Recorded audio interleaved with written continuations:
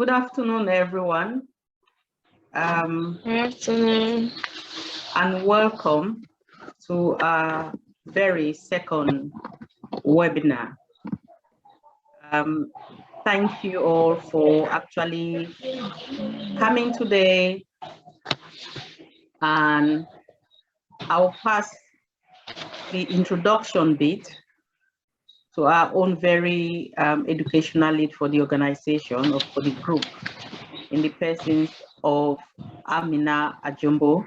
Amina, can you come in?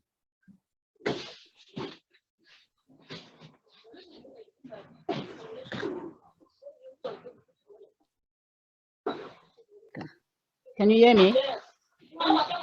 Okay, we are hearing you now. Okay, thank you. Thank you, Rose. Hello, everybody.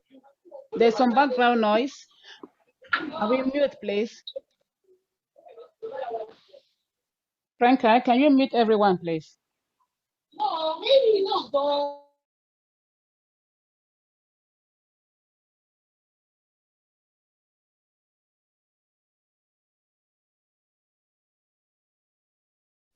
I mean, I need to unmute yourself.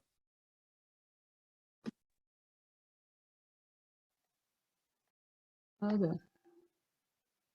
All right. Hello, everybody, and welcome to the Cameroon Nurses and Midwifery Association UK second webinar. It is good to see all of you taking time off your busy schedule to be with us today in the most fantastic topic, international recruitment in the National Health Service, which is NHS UK. My name is Amina Ajumbo. I am an adult registered nurse with over 15 years of experience working in the National Health Service. My background is in immunization and TB nursing. I currently work as an infection prevention and control nurse with Barking, Haven, and Redbridge University Hospitals, NHS Trust. I am the Financial Secretary and Education Lead for Cnma. All protocols respected.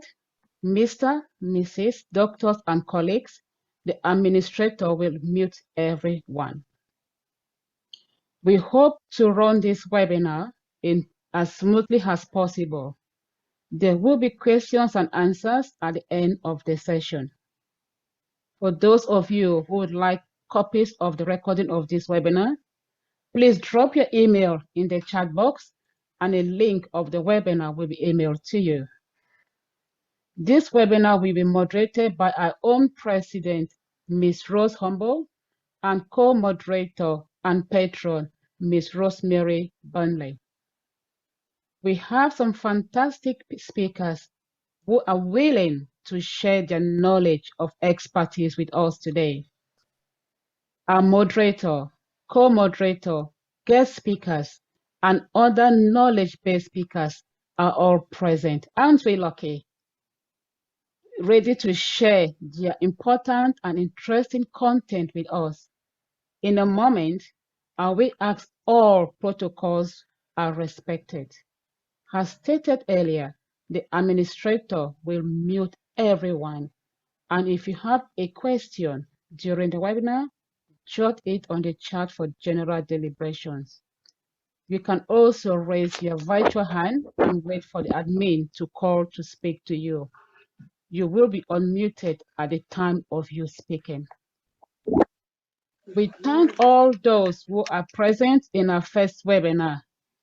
That we appreciate so much, and we believe the content of today's webinar will fill us with enough knowledge to be hungry for more. Hence, we are hopeful that you will be able to join us again in our future webinar.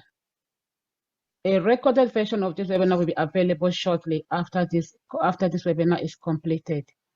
It will be available for you people to watch. Without wasting more of your time, I would like to introduce and hand over to our moderator of the day, Ms. Rose Humble. Thank you and have a great day. Thank you, Amina. That was really nice. So, ladies and gentlemen, respected guests, colleagues, friends, welcome. As Amina has introduced me already, I'm Rose Hombo. I'm the chair for the Cameroonian Nurses and Midwifery. Please, if you're not talking, could you just mute yourself? That would be helpful. Thank you. I shall repeat that again. So welcome everyone, distinguished guests, our guest speakers, our association members, friends and colleagues. I'm Rose Hombo, and I'm the chair for the Cameroonian Nurses and Midwifery Association here in the UK. This is our very second webinar, and the topic today is on international recruitment, which is a very passionate and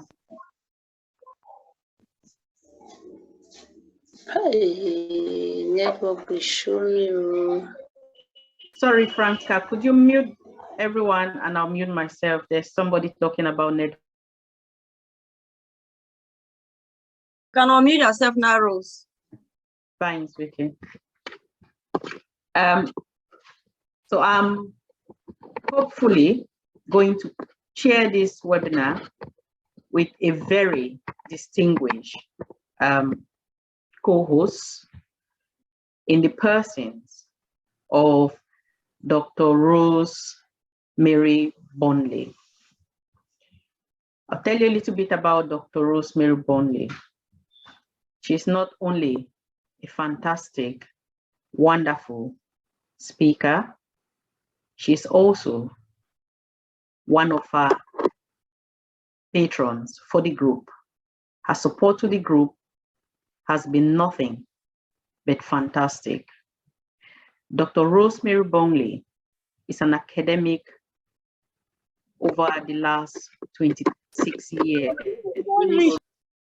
She's a senior lecturer in the higher education field. She has worked with Southbank University, University of Bedfordshire, and currently she is working with Coventry University. Her specialty area is strategic marketing, public relations, and strategic management and international business.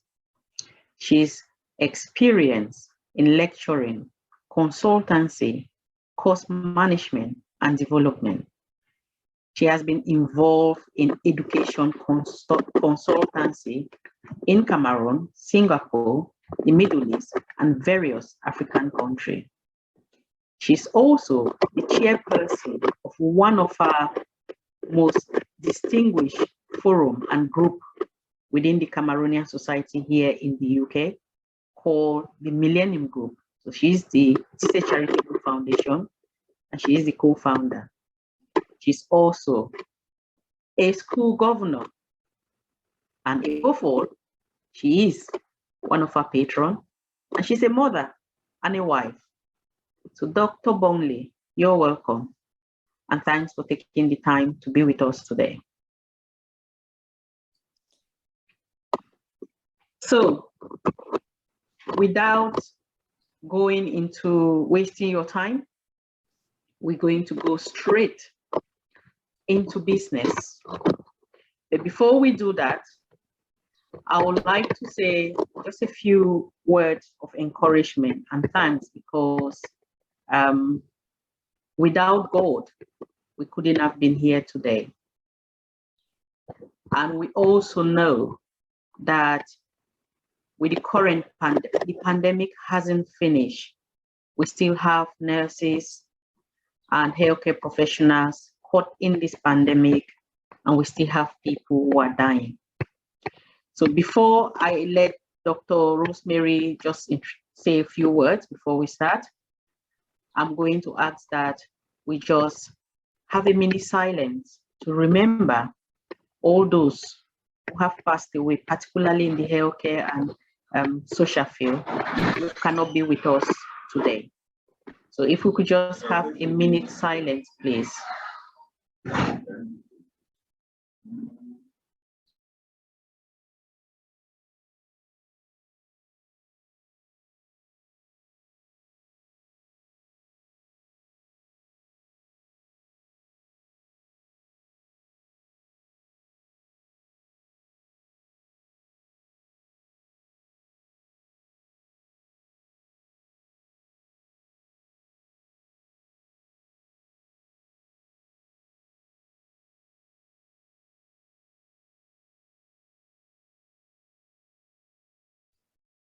Thank you. Dr. Bonley, over to you.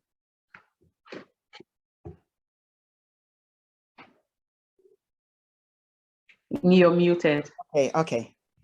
I've unmuted myself.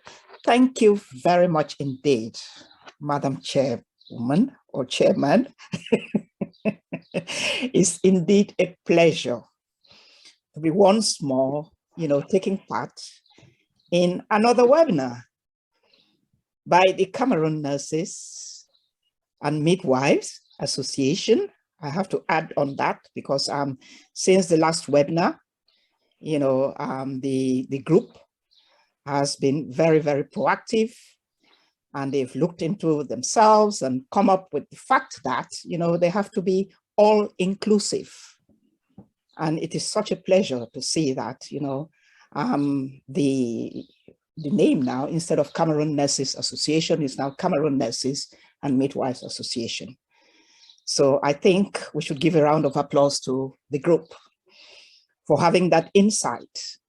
And because nowadays, as we all know, inclusivity is very, very important in any organization. People have to feel that they belong,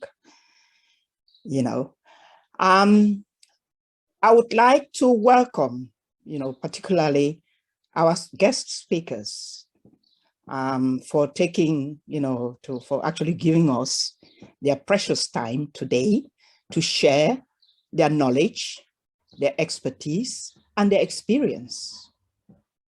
And the hope is that, they are not just going to tell us stories or just tell us about their experience, but hopefully we, the audience, could come up with some relevant, solutions, ideas that we could take forward.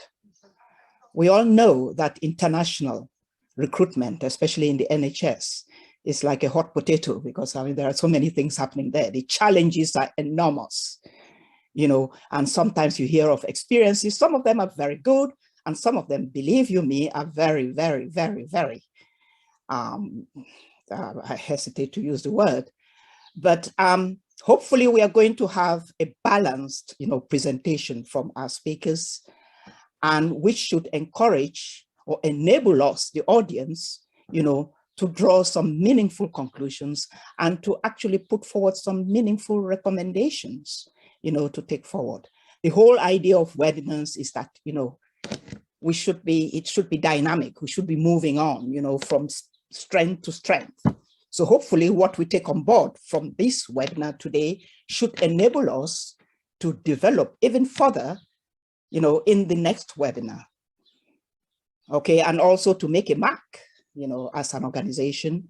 And being a marketer, this is very good publicity as well, for the organization. So without saying any more, I'll pass on the baton, to the moderator. And hopefully I'll be chipping in, I'll be intersecting from time to time, whenever it is necessary, okay? Thank you, Rose. Thank you, Doctor. So without wasting any more time, we've got 6 fantastic speakers. As Dr. Bonley has said, you listen to them. Hopefully with each presentation or speakers, we'll be able to take 2 questions and then we move on to the next, just for timing issues. At the end, there will be more time, hopefully, for your questions. But in the meantime, if you have any questions as you hear the speakers, please put them in the chat box. I'll be able to collate them. So without wasting any more time, I'm going to turn to our first speakers in the person of Mrs. Wendy Oluwaye-La. Wendy is not only a very close friend to mine. Wendy is a nurse and a midwife. Wendy is going to be talking to us, just giving us an overview of international recruitment and the position or the perspective from NHS and particularly the chief nursing officer's perspective. Wendy has achieved an MSc in public health, and the list goes on. A BSc honors. She is the national maternity lead for equality for NHS England and NHS Improvement. She's the professional midwife advocate in a very large NHS organization. Wendy has got a very strong self-beliefs and values around personal development, philanthropy, mentoring, supporting others, just to name a few. She's a registered nurse, she's a practicing midwife, and she's had over 2 decades of active, fruitful, and very broadened years of services in the community and in public health. Wendy has got huge recognition and influence, and her impact and what she does within the diaspora communities in the UK is massive. She recently received, as of last year, she was awarded the British Empire Medal for services in the NHS, and particularly around equality. We all saw what happened during the last 2 years. She is a co-author in various articles, but particularly within the last year in the midwifery journals, including talking about FGM. So we all know the female genital mutilation, reducing inconsistency in stillbirth, particularly in ethnic minority and Black women. Wendy, I'm so pleased and really happy that you could take time to come and speak to us. So over to you. Oh, good afternoon, everyone. Thank you very much, Rose. Can you hear me okay? Yes. Oh, fantastic. Oh, such an honor to be here this afternoon. And it's very much my first time seeing more Cameroonian nurses and midwives for the first time in my life in the UK, actually. I think I've seen enough, but now it's such an honor to see even more. Thank you very much for inviting me. I'm just trying to share my slide. And please do let me know if I'm sharing. I hope it will go okay. So while that is trying to load, you need to tell me, Rose, what you're saying, because I can see people's screens. So we can see, I think it's trying to load, it's just taking a bit of a time. Wow. And why that is doing, I also forgot to say, Wendy is also the chairperson for one of our biggest nursing and midwifery association in the country. As you know, she's the chairperson for the Nigerian Nurses and Midwife Association. So Wendy is taking a bit of a time to load. Okay, I think because of time, because I know you guys are pressed with time at the moment. Is it okay to email this to you? I'm not surprised what is happening. I think Zoom is a bit slow on this side. Mm-hmm. Is that okay to send this to you? Yes. And I'll just start talking anyway to save time. That's correct. Anyway, so apologies. And it's still loading, even on my side, it's just multiple of screens that it's showing.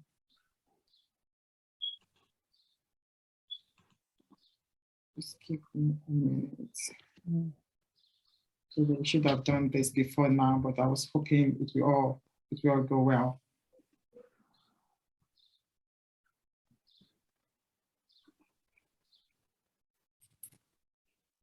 Oh gosh, I'm going to start talking. Rose, I don't think I have your email, unfortunately. Okay, I'm going to hopefully email you, and then you can pick it up from the email. I'll just send you an email now. Thank you. So I'm going to stop sharing and start the presentation, and simultaneously, as we all nurses do, well multitasking. Forward that to Rose so you can see the presentation live. Right, where do I stop sharing this?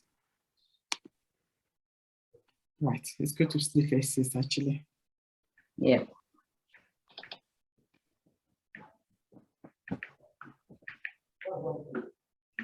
So if you could send me that would be great.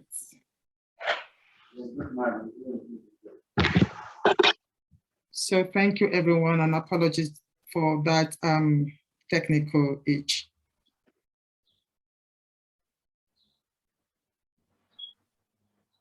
Do you have my email, Rose? I've just sent it.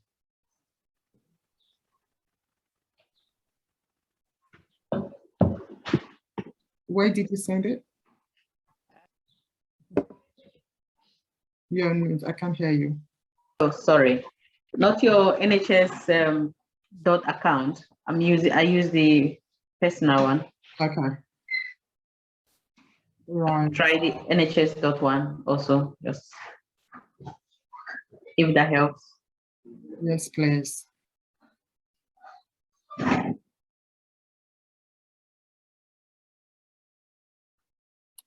think I'll be better actually. Okay. Sorry. Instead of so the NHS dot one I've sent.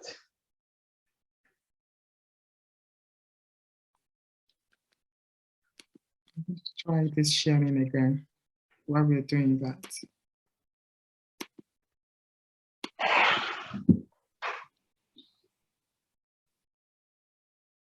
Okay. Thank you. We're going to go to this second speaker before we come back to Wendy, who is the first speaker. So the second speaker is our own very Ugandan colleague in the name of Mrs. Elizabeth Pearson. Now, Elizabeth is going to be talking to us about the facts and what can be done effectively by the diaspora group in the UK to support the agenda for international recruitment. Elizabeth is the co-founder and the president for the Ugandan Nurses and Midwifery Association here in the UK. She is a registered nurse with over 20 years of experience. I have never come across anyone in nursing as passionate as Elizabeth in the walk around inclusion and equality. She's working with various diaspora groups on that agenda. And currently, she is researching in the role of the diaspora organization, specifically in around retention, integration, and recruitment. So Lizzie, welcome, and over to you. Thank you very much, Ms. Rose. Can you hear me? Yes. I feel really, really dishonored, if you like, to go before my mentor and senior, Miss Wendy. So I'm really sorry, Miss Wendy O, for that glitch, but I'm not happy, if I may say, to be on the spot, but I understand the challenges. Nei. Bonjour. Bonjour. Bonsoir. Bonsoir. Bineti. Binetiko. Asange. Asenge. Ameki. Amike. And I'm privileged to be here and share with you. I hope I've been saying hello because I did my research and they said this is the best way you can say hello. So I'm hoping I've said hello. You have greeted us in different dialects in Cameroon. So welcome. And, you had the Bakosi, Bayangi, different languages. So well done. Thank you. And so thank you so much for Miss Rose for that. So I've got a couple of slides I would like to share with you, if I may. I tried mine earlier, so I'm hoping I'm not going to be in the hot seat as it may. Can you see my slides? Yep.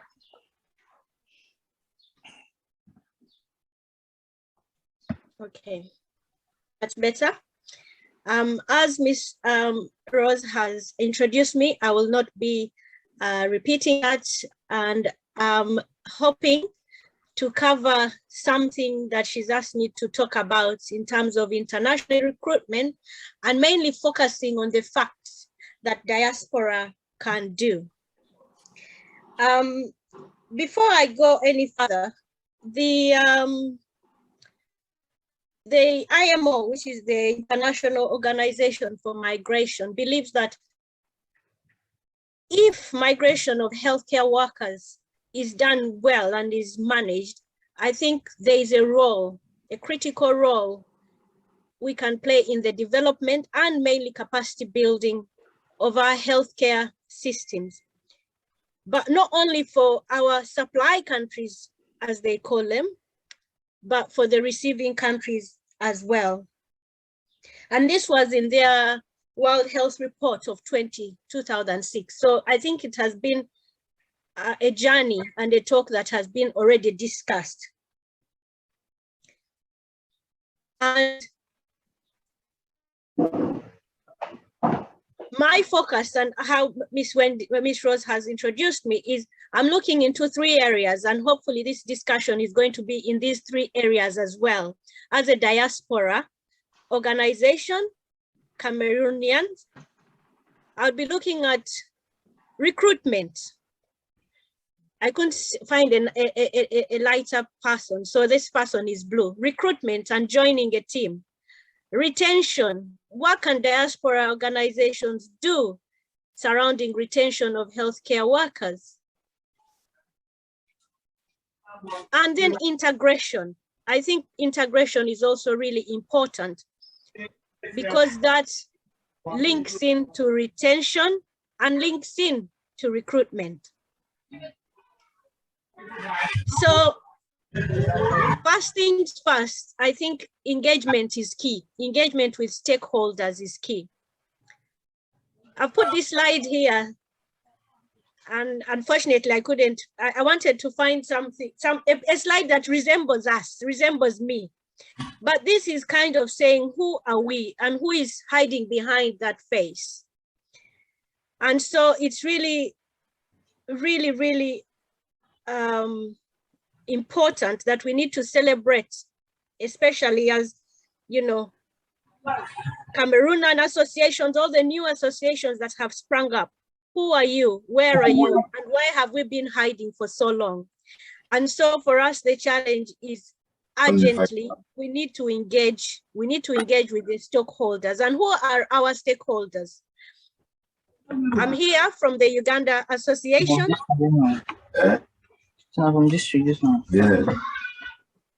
What Miss Wendy didn't say, she is my mentor. So I don't even know why I'm sat here, because she is mentoring me in this journey. And I remember very well when she was invited her for our launch. So who are our stakeholders? It's not only the NHS, although it's one of the biggest employers, but even our organizations that we are working with. So it is really urgent that we hold on to each other and find or forge ways, as I say, of working together. And I'm so glad that the consortium is on the verge of doing this. And with the Cameroonian leadership, we are reaching out to all the key stakeholders that can help us on this journey. So to me, that is urgent number 1. Then as a diaspora association, what can we do? I think there's a lot of support in all, you know, that is a theme that comes through all associations. You know, how can we support each other? How can we support our, you know, home countries? As the term, you know, suggests, who is a diaspora? Linked to your origin country. So how can we support our colleagues in the origin country?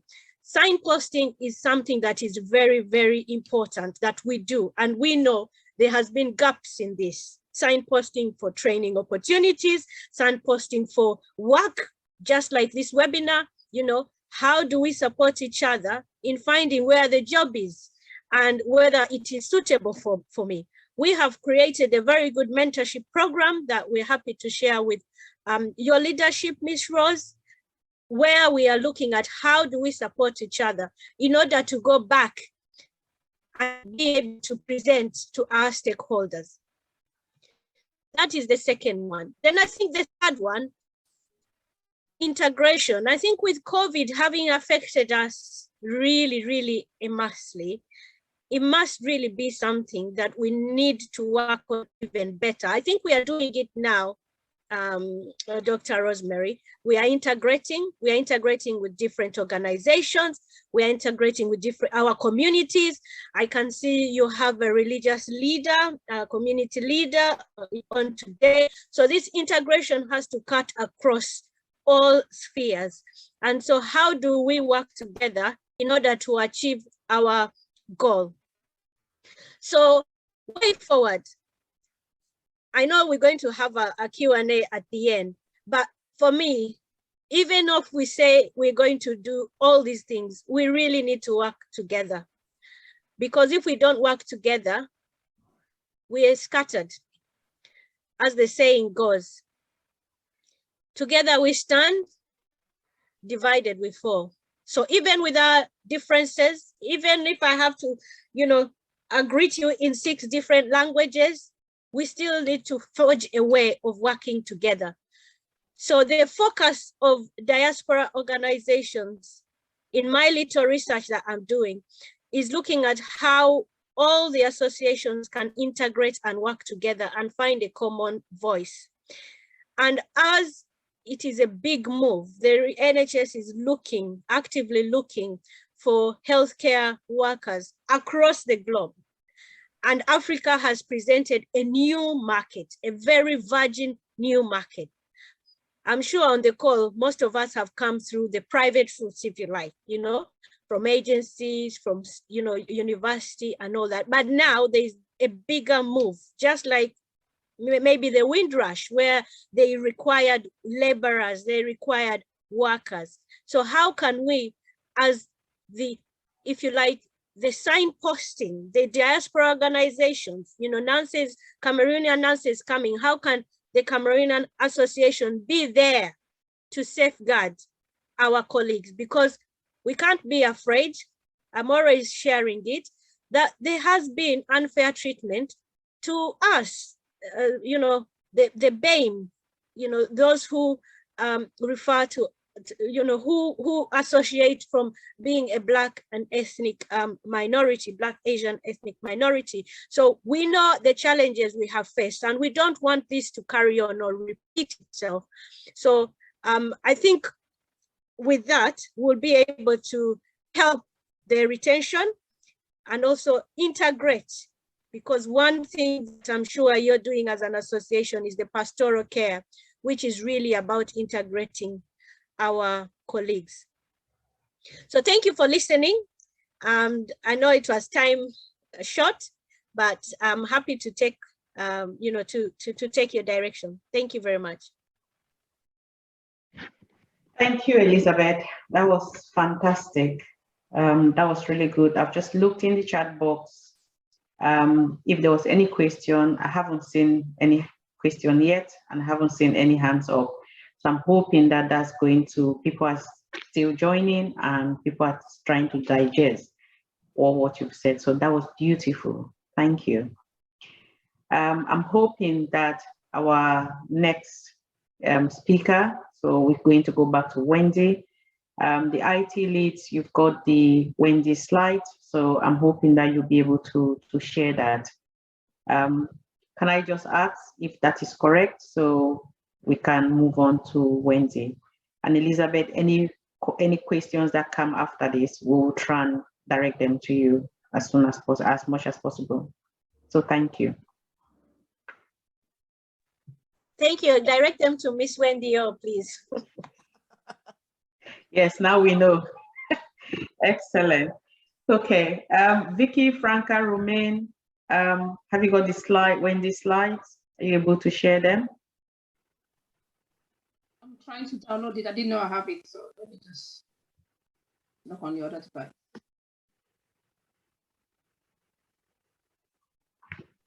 Let me check it out as well.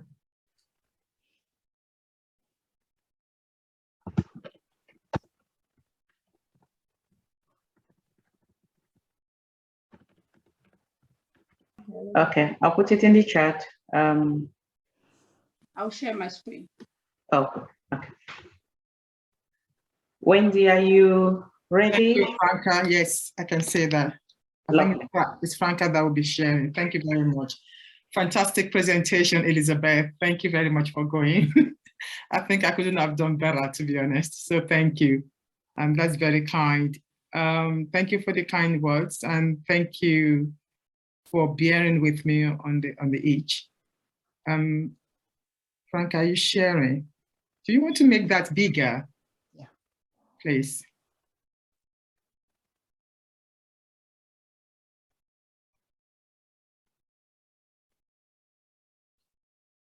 For my laptop instead.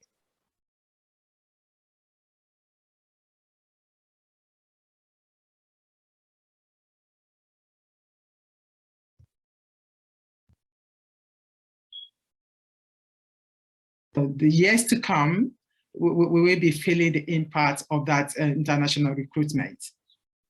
And also, in terms of the shortage of nurses worldwide, there's also an increase in the migration of nurses from their home countries to recipient countries, i.e. the UK that we are in, is having a global effect on healthcare system, which I've already mentioned. Then the global phenomenon stems from historical, and that is because of economical, the social, and the political factors that is happening across the global village. So migration has a significant impact on both the individual and national level. Thank you very much. That's the slide that I am on, actually. If you want to enlarge it, please, so people can see the context of it. Thank you very much.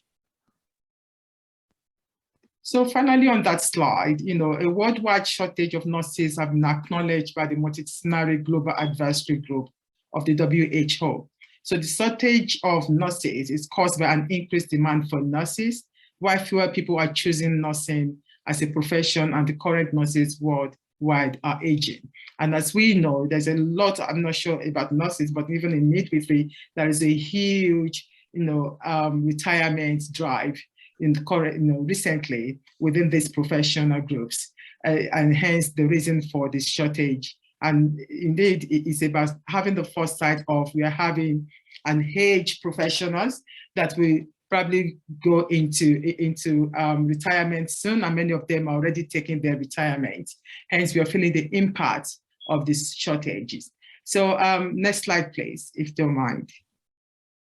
And I'm not sure if people can see that, but on my screen it's a bit small, but if people can see, actually, I think it looks better.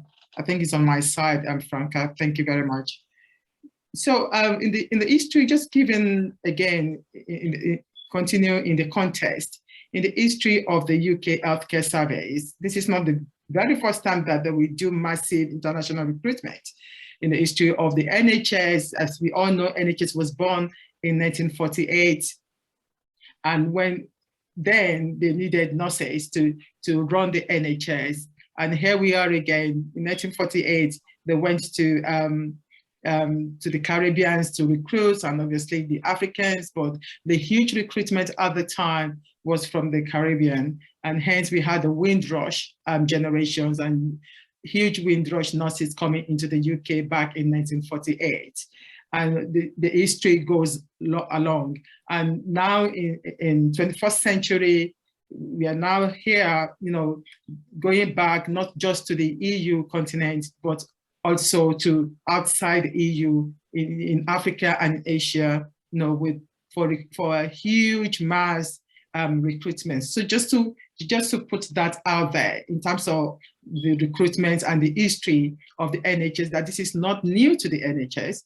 They've been there before, they've done it, in patches, but recently they're doing it in actively recruiting outside the EU, following the 1948 recruitment.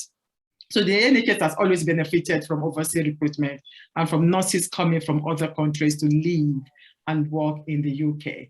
So recruitment from outside the UK continues to feature as an important part of the workforce supply strategy of NHS organization, especially in line with the NHS People Plan. And then the NHS long-term plan sets out the ambitions for the NHS over the next 10 years, identifying ethical international recruitment as a workforce priority. Next slide, Franca. So it is important that I bring this, the new report that was just released a couple of days ago by the NMC data for the financial year of 2021-2022. So the NMC registered the Nursing and Midwifery Council from 1st of April 2021 to 31st of March 2022, seen an increase in the number of the registrants on the NMC register. So the size of the permanent register, has increased, dramatically. So if you look at that slide, over 758,000 in total of nursing and midwifery professionals are on the NMC register. So for the last 5 years, you can see the increase of nurses and the midwife. So the next slide, Franca, would show us that the number of people from outside the EE or EU or EEA or EU on the permanent register rose significantly this year of 2022, from 92,000 to 113,000, an increase of 23%, compared to previous years. And if you look on your right-hand side, which shows the people on permanent register by country of training outside the EU, they've just given us the first top 5 countries, which are the Philippines, from the India, Nigeria, Zimbabwe, and South Africa. And on the left-hand side showed, the numbers of those increase from 2018. Next slide, please. So the next slide really showed us the list of diaspora organizations. I mean, before the active recruitment of the UK, global international recruitment, there are a lot of organizations that already, the ethnic professional organization that are already in existence. I think that the one that was in existence even far before the Nigerian Nurses Association, the Jamaican Nurses Association, which has been in existence since almost 40 years now. I think they've done their 40th anniversary, if I remember very well. Nigerian Nurses Association is going to be celebrating its whole 25th year anniversary. So there have been a lot of organization, and I'm sure Cameroon nurses, you guys should be in your 10th year or so, because I know you've been around, quite a while now. So there are a lot of organizations, professional organizations that are already in existence, not only to support the international nurses, because that is just one of their aims, but also to support the existing staff, those that are trained in this country, and also to support them not only in terms of cultural integration for the international nurses, but also to support the existing staff with their career progression, with the experiences at job place, and also just to keep that culture, the values of our home country all together. So these are just, a very few lists, because this list has really grown. I think we are more than 25 professional organizations, in existence, and obviously supporting by the NHS ENI. So next slide, please. So what are the NHS England offer to international nurses? And because that is my task, actually Rose said I should look into give the overview of the NHS ENI, and apologies for a very busy slide, overview of what the NHS England is doing, the support and the mission. So the NHS, I will be using NHS AI, which stands for NHS England and Improvement, and Department of Health and Social Care is fully committed to ensure that nurses are supported and given the highest level of pastoral care, educational support, and development opportunities possible.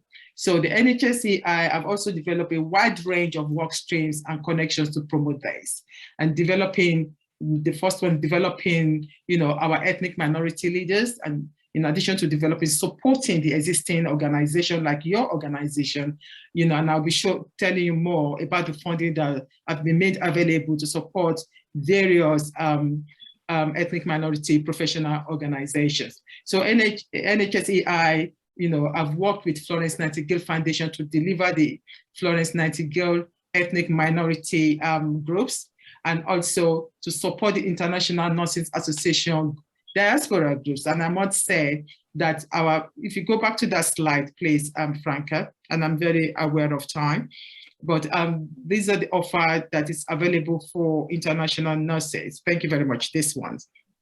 And it's important that I spend a few time on it so that your organization will have a robust knowledge of what is being offered nationally and to other organizations like yourselves. So the international program has also been supported, these two organizations to enhance other offer to international nurses, and they reach and enable to better understand the needs of international nurses and support communities to be heard. And I think Elizabeth mentioned a couple of challenges and the importance of integration, into the wider system. And what your organization could do, is to obviously work with other the diaspora organizations like, Uganda, Nigerian, Caribbean, the Filipinos, and the Indian organizations collaborating together to ensure that we have a voice for those international nurses. So pastoral care, is another very high on the agenda for the NHSEI to ensure that these nurses are well supported, well integrated, especially when it comes to the cultural integration, because they're coming from one culture to a different culture entirely, not minding to mention the weather, the cold weather, if you're talking about Africans, coming into this country. So it's a change of life, change of vision, change of purpose for many of them. And also universal offer to the all NHS trust. And they're working closely in collaboration with different diaspora organizations to understand the needs of these international nurses. Next slide, please, Franca.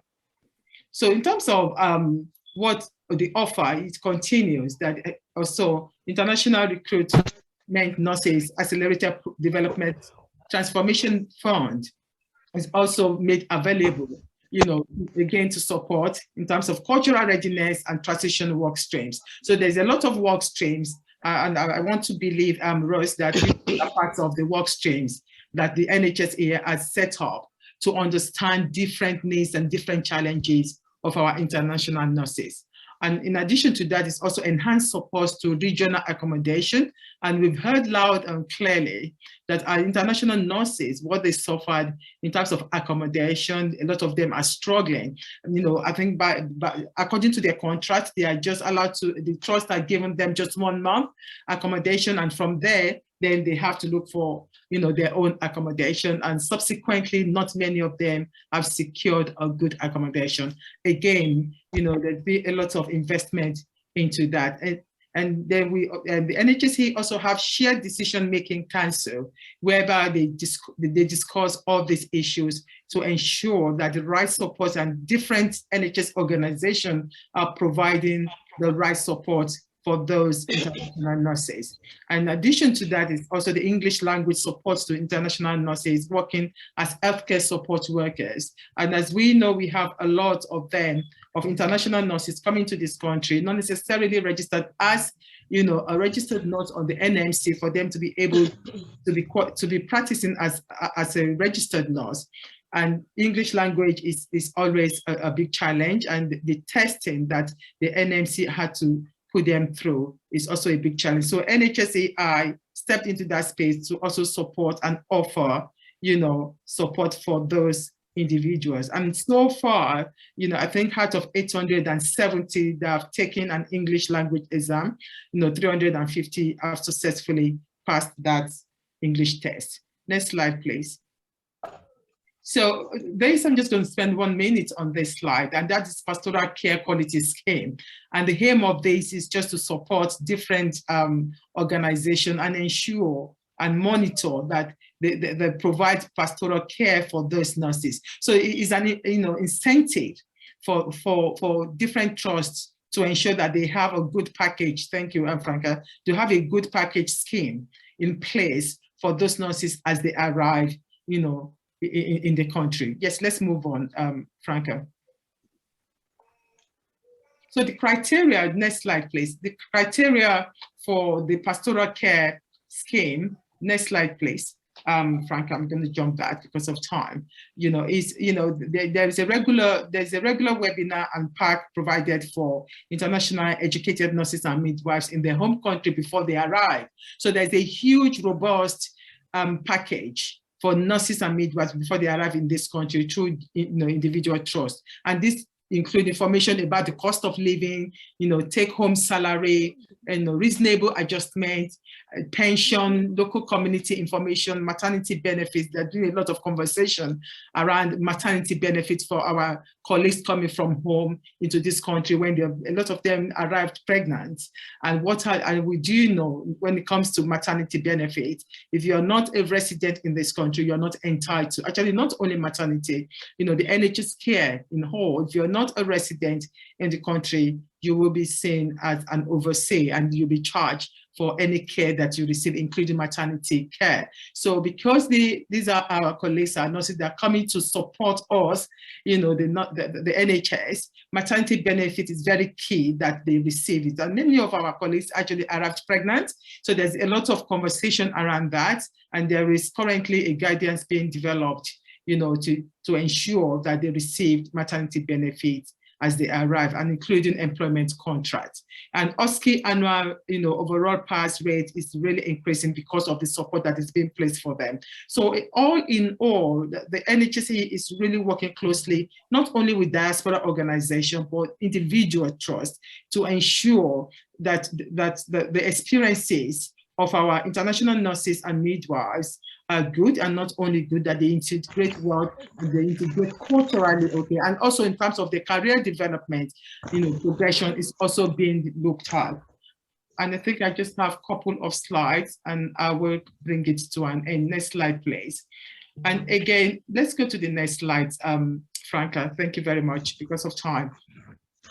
Part of the funding that has been made available for organizations like your organization or diaspora organizations, when we had the Omicron, not forgetting that we are still in the pandemic, we are not out of it yet, but at least we can breathe a little bit. So during the Omicron wave, there was an emergency Omicron funding made available for all diaspora organizations, you know, to support their members. And that ranges from £2,500 to £5,000. And these are the list of organizations that applied for those fundings.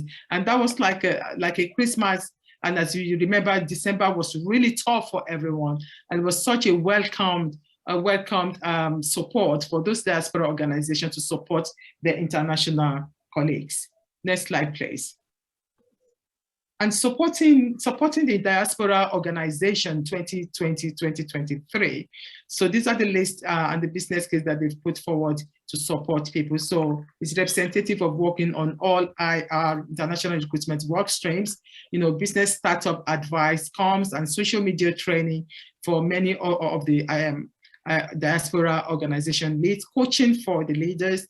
And recently, and I want to believe that your organization also tapped into the fellowship program that was actually put out. So each organization applied, we put forward a member of the organization to go through the fellowship program. It's more or less like a developmental program, as well as a support for your organization to look at those issues that pertains to your organization. So there are 15 active, you know, fellowship international nurses that actually applied, and they're going through that training at the moment. And I think that is my last slide, Rose. And thank you very much for inviting me.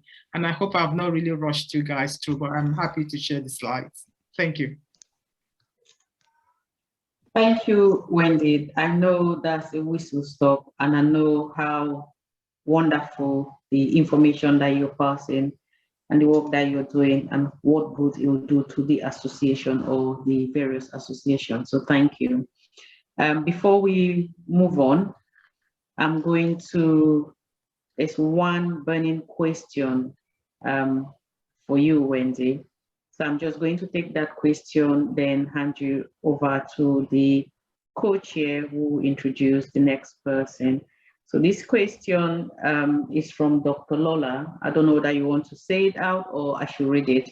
So it does say, Wendy, with all what you've told us already, should the NHS be asked for a financial support and contribution to the association, so the Nursing and Midwifery Association, since we are providing cultural sensitive support to our members, which mainstream associations or organizations like RCM is not doing? A very good, valid question. I know who asked this question. It's one of my mentors as well, and so good to see her on the call. Indeed, you're very right. That's how it should be, and I think they're actually doing so as it stands. And I must say that there have been a couple of funding that they've put in place. They call it small grants of up to £12,500.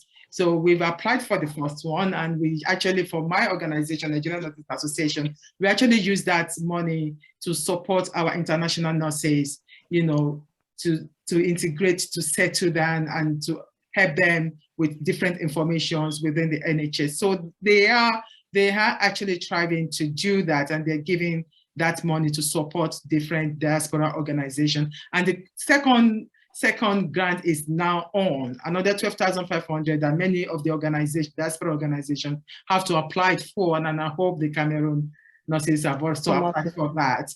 And it goes a long way. It does goes a long way. So yes, indeed, it is a good thing to do, and they are doing it. Thank you. Thank you.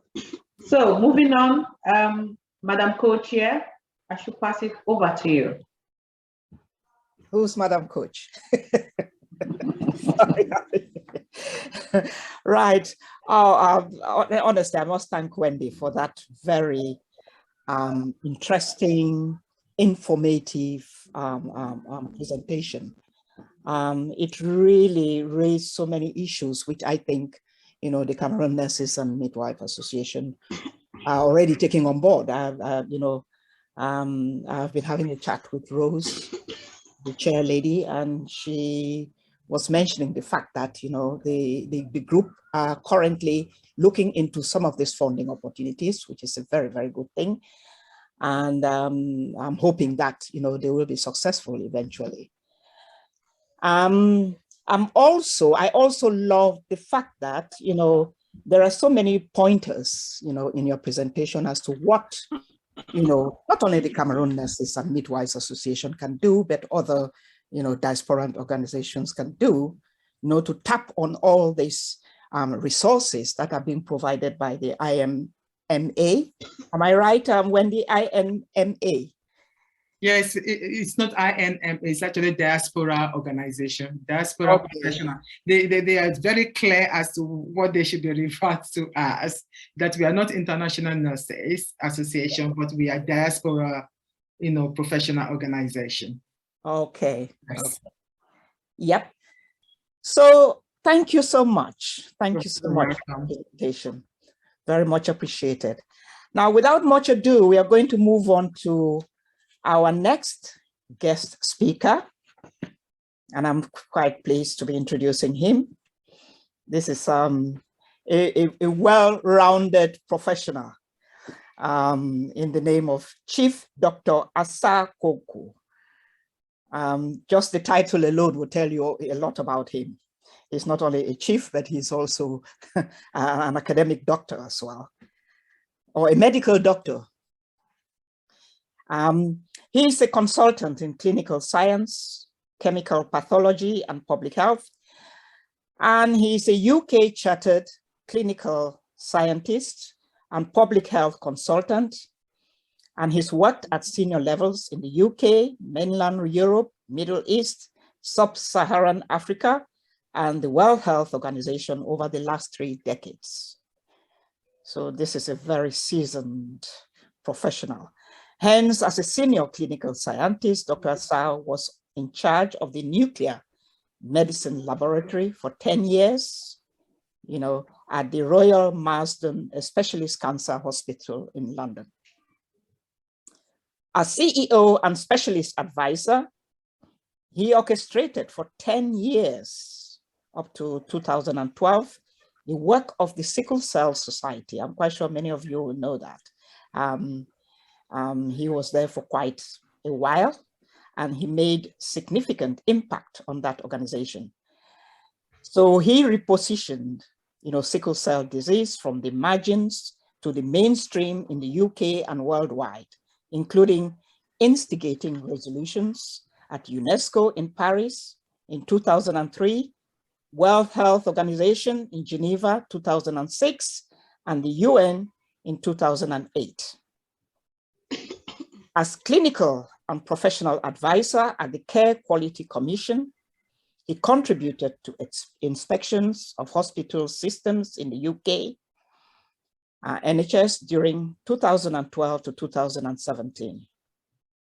Alongside, he served as consultant on blood supply safety and adequacy across Sub-Sahara for Terumo, BCT, and the Global Blood Fund. Presently, Dr. Asa Konko is the managing director of Team Carita, a hospitalization reduction company accredited in the UK public health system. He's head of the international community at CAMDOC, the Association of Cameroonian Medics in the UK. He's also governor of Nescot, a university college in North Surrey, UK. And Chief Dr. Asa is also known as HRE, His Royal Highness Foasengon Fomtem, or Foase for short,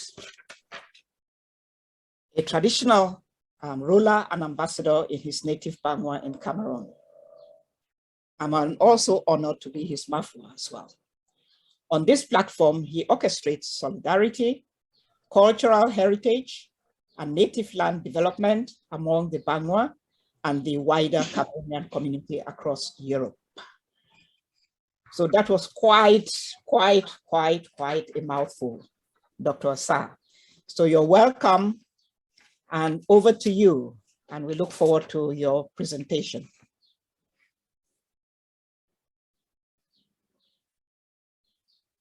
Can everyone hear me? I hope so.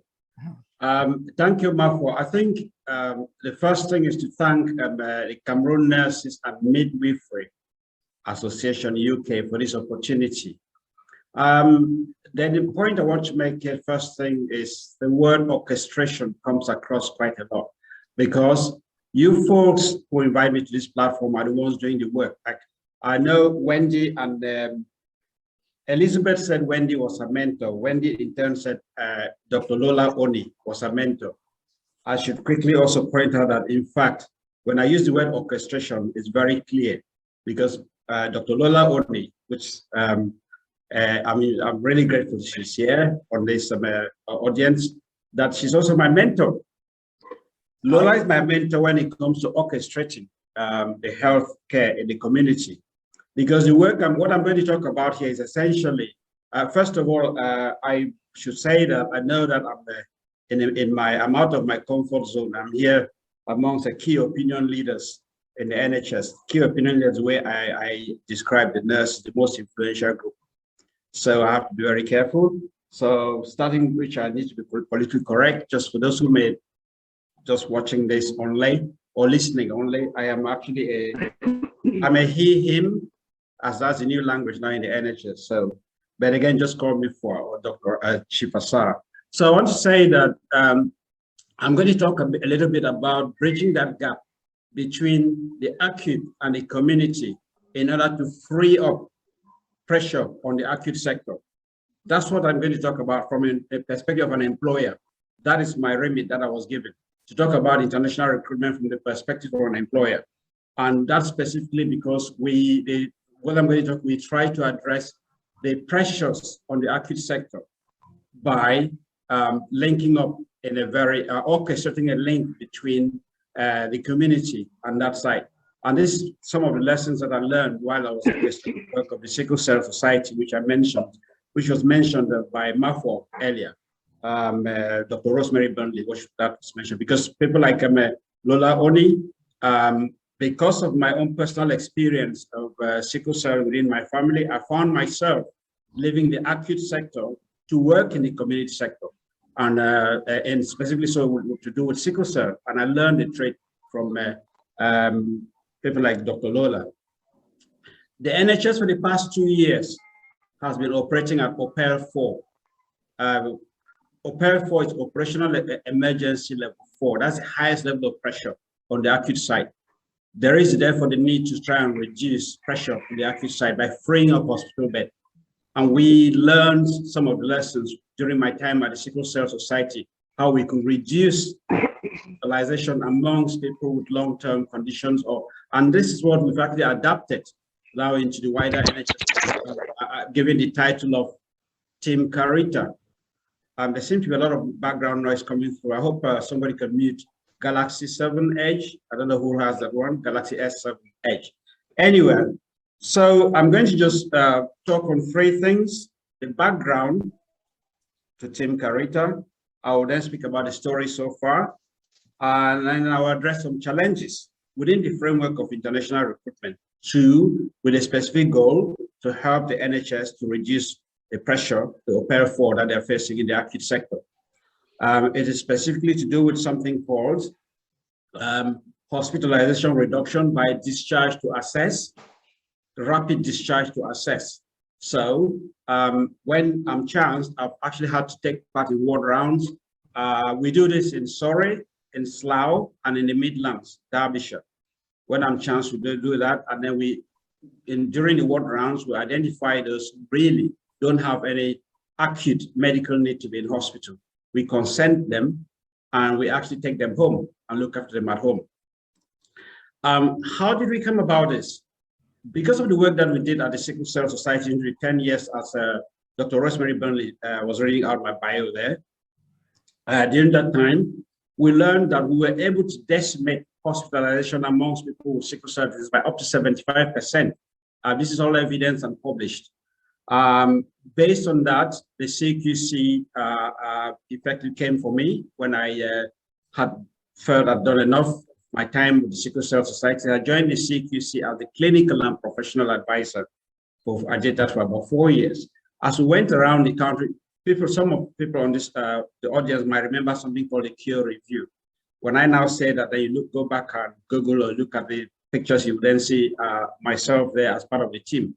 That we went around the country when the cure review came following the Mid-Staffordshire challenges when elderly people were dying due to poor healthcare delivery. So we were the team that went around the NHS, rapid responsive review. Wherever there was an outlier of mortality in the NHS, we came in as a hit squad, as a troubleshooting squad. I was part of that team. Then from there on all the way on to CQC, we decanted onto the Care Quality Commission. As we went around inspecting health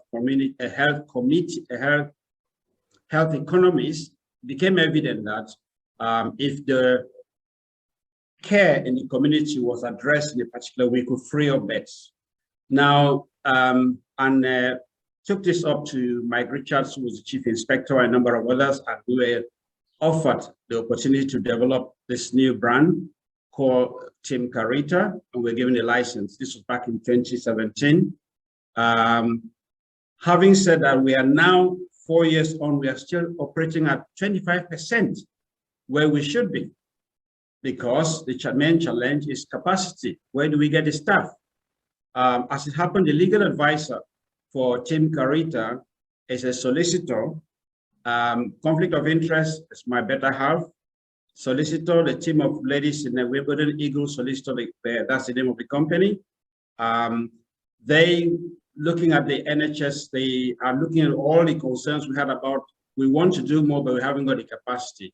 So because of the work they do at the Home Office solicitor, so we were now, they spotted a gap where we could go to the Home Office and get a license, something known as certificate of sponsorship.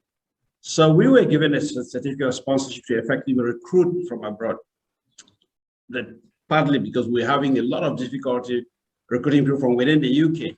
Why? I think I should be explaining that we are specifically looking at value-added carers.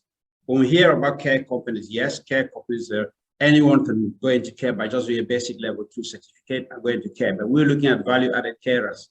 Now, by value-added carers, we want people who will be able to help us to do rapid discharge from hospital.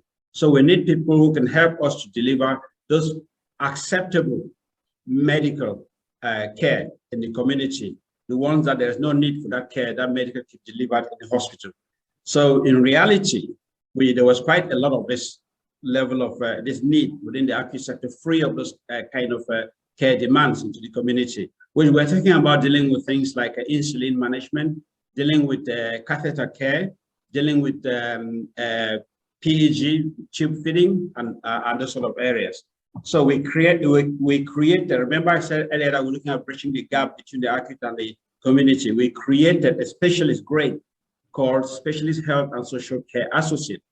The Specialist Health and Social Care Associates is essentially bridging nursing and social care. That's the title that we were able to get a license for from the Home Office. So we are effectively talking about a specialist skilled worker of a particularly defined grade, which is equivalent to what you would call the senior carers from Home Office speak. From Home Office speak, that's not a senior carers. There's a particular operational and occupational code for that level. So this is how we were given this license, and we started last year. The story so far is that we have a dozen that we've actually brought in from various parts of the world, and we are looking at essentially 10, recruiting 10 more in about 2 weeks' time, because what we do is once a quarter or so, we will look at how much the challenge we face. We bring in a cohort, we settle the cohort, and then we go for bring in the next cohort, and this is from any part of the world. Like I said, we have 12 brought in to add to our already existing capacity, and we're looking at 10 more in June. Then we'll pause a bit, wait until around Christmas. We're going to look at the next cohort. Our staff, recruitment is done right across the board.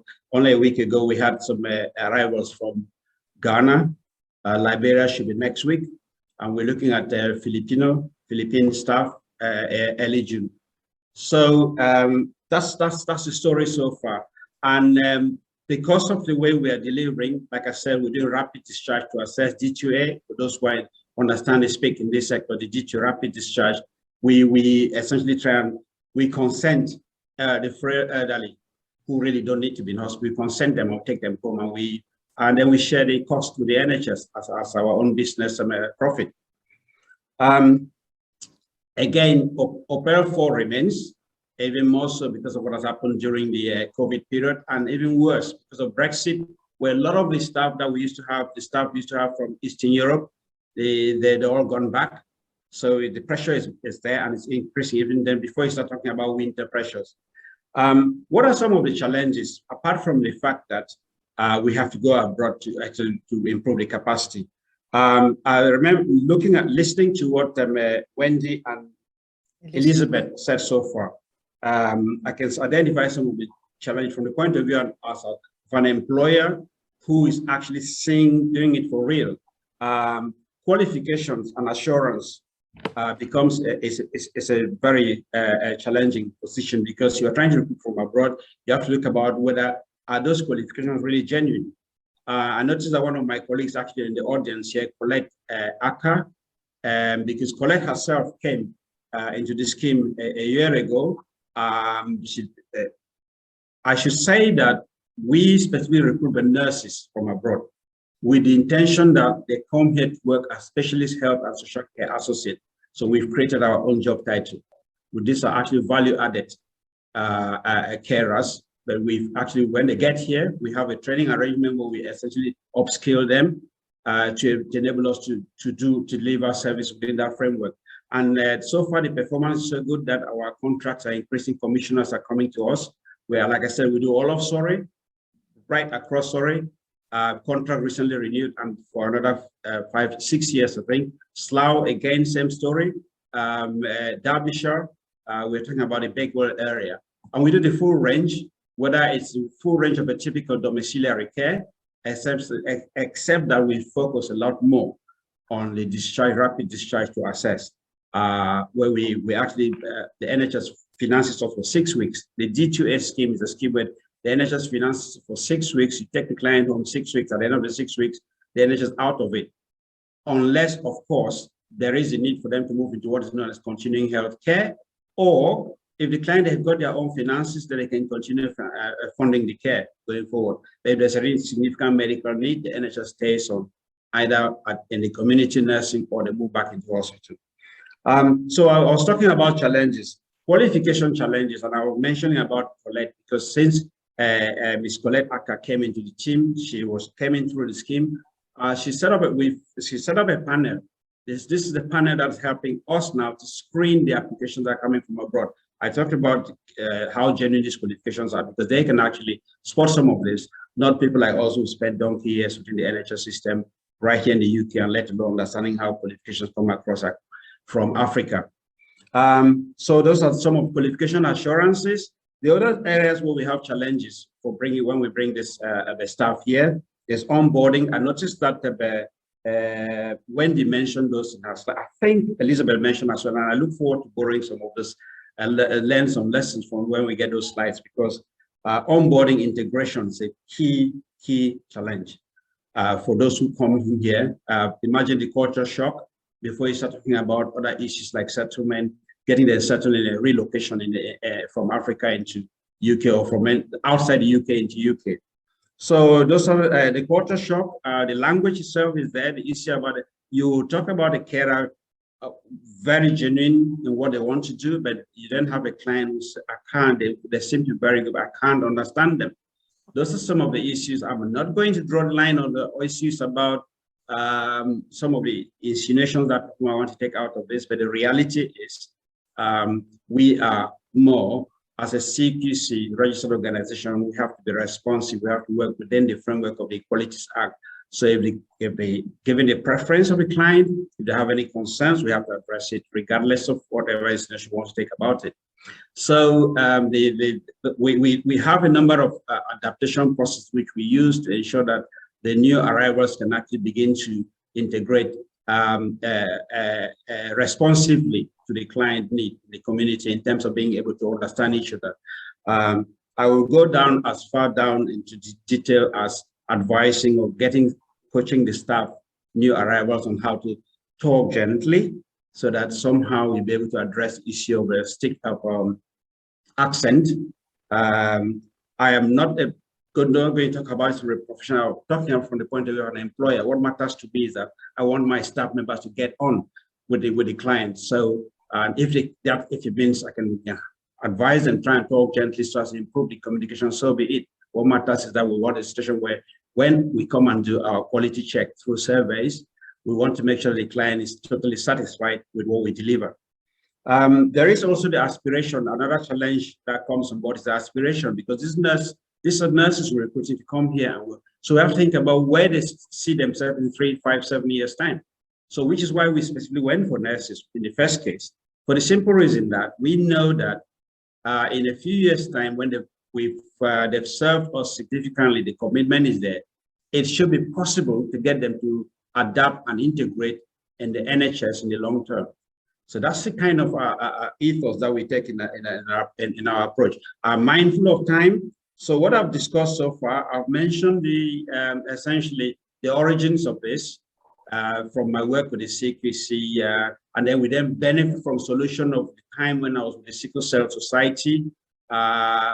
Based on the solution came from them, which we are now applying within a totally different setting, which in fact, commissioners are finding it as music to their ears in terms of rapid discharge, lessons learned from a Sickle Cell Society and other sectors that worked within and of course, knowledge of the acute sector for 10 years, as I said earlier on. I worked in the acute sector before moving into the community sector due to family experiences. And I've also now told you how some of the stories so far. And we think that within another year, we should be back to about 50, we should get into 50% of our capacity. But already we are receiving rave reviews. If you like, look at Tim Carita or on the CQC website, they're singing our praises. We have rated good right across the 5 domains in terms of safety, effectiveness, compassion, in terms of responsiveness to client need, and well managed, the CQC rate is good right across the board. And at that point, I want to say that yes, in conclusion, I hope I have given it some sort of a story. The story has told you how a challenge that you face in the IT sector can actually be addressed from personal experience of working as an inspector, and how coming up with a solution that has come from the orchestration of my interaction with you all. A solution has emerged which is helping the NHS, and we hope that solution can only become even better as we go along. I'll take one or two questions as the moderator said, and then I will also hang on for the later part of the afternoon. Thank you very much, Chief Wasengong, Dr. Asah. Thank you for that brilliant presentation. Very good insight into your organization, what you do, how you do it, and the challenges that you actually face. That was a very balanced content you presented there. It will be interesting to see, because I mean, what you seem to do quite a lot, and the implications, the resource implications can be really formidable. So it will be interesting to see how you deal with that aspect. I will leave it because we are actually running out of time. So maybe I'll leave it to the end. Maybe others will also be thinking along those lines as well. Is that okay? That's fine. Thank you so much. Okay, thank you. So we'll be moving straight on to the our guest speaker. Is that Katunga? Is it Wendy Katunga? Who will be talking about the preparation for Husky. I don't know what Husky is all about. Perhaps you would enlighten me on that. Now, Wendy, her role is International Nurse Training Development Lead, Oxford Health. She is a highly motivated and experienced adult nurse who is passionate about supporting colleagues who are new to the profession. This is very, very important part, very important role, or at a point of transition to ensure that they have a good experience and become competent registered members. So you are doing a very, very important job here, Wendy, which is highly needed, by these nurses, because as Dr. Asah mentioned in his presentation, that transition, from one culture to the other. Can be so, debilitating for these nurses. And they really need that hand of support, that guide, that professional guide, to lead them on. So I'll hand it over to you. And looking forward to this interesting presentation. Okay. Thank you so much. Thank you so much to the previous speakers. I think they've touched on very important things that we come across as educators. So I'll be just giving an overview of what the nurses need to accomplish in order to be registered nurses. And I saw a question that says, what is NMC? So I'll be talking about that as well. So the NMC is the Nursing and Midwifery Council, for someone who was asking that question. Yes. So I'm just going to go ahead and share my presentation now. Let me know if you can see the slide. Yep. Okay. So my presentation today is to just give everyone an overview of the OSCE, which is one of the examinations that our nurses need to take in order to be registered with the Nursing and Midwifery Council. So the OSCE is known as the Objective Structured Clinical Examination, which is a test of competency which is designed to assess the skills and knowledge of people who are interested to join with the register from overseas. The NMC OSCE forms part 2 of the test of competency, part 1 being the computer-based test. So as the nurses are going through their registration process, they have to take the first part of the OSCE whilst they are in their countries of origin. And when they arrive in the UK, they have to take the OSCE, which is the Objective Structured Clinical Examination. And that is where I come in to prepare them for the examination. And the OSCE itself is set at a level of nurses and midwives as they enter the profession. So the OSCE could be adult nurse OSCE, it could be mental health OSCE, pediatric OSCE, and midwifery OSCE as well. But I come in as a lead for delivering the adult nurse and the mental health OSCE. To give everyone an overview of what the registration process looks like for the nurses that join us from outside the UK. So before coming into the UK, the nurses need to complete these 5 steps, some of the steps in order to be able to register nurses in the UK. So initially, a nurse from outside the UK, say they are applying to join the register from maybe Nigeria, I'll give an example. So the first thing that they need to do is log in into the NMC and submit that documentation, and then at that point they'll be given go ahead if they are eligible to proceed with the application. And when they're given the go ahead, they are then allowed or given access to take the first part of the test of competency, which is a computer-based test. And after taking that computer-based test, they can then come to the UK and take part 2 of the test of competency, which is the OSCE. And as I've mentioned earlier, this is where I come in with my colleagues to prepare them for the examination. After passing the examination, the OSCE, they are then eligible to proceed with their registration, and the NMC does what they call the NMC assessment. And if their all documentation are up to standard and they meet the NMC requirements, then the nurse can be registered to get their nursing and midwifery council PIN. So at that point, they can start practicing as registered members of staff.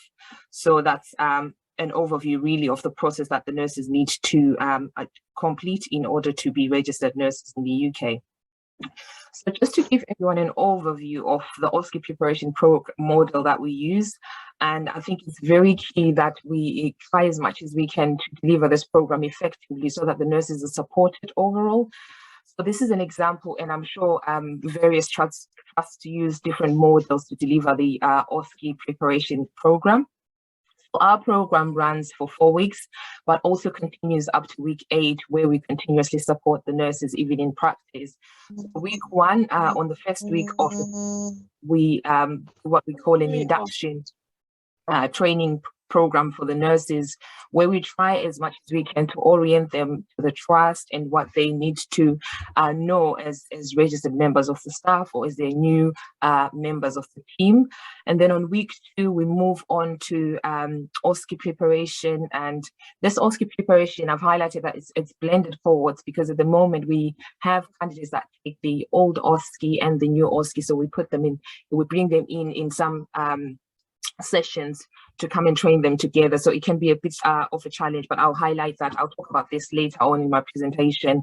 And then week 3 is more about OSCE preparation as well.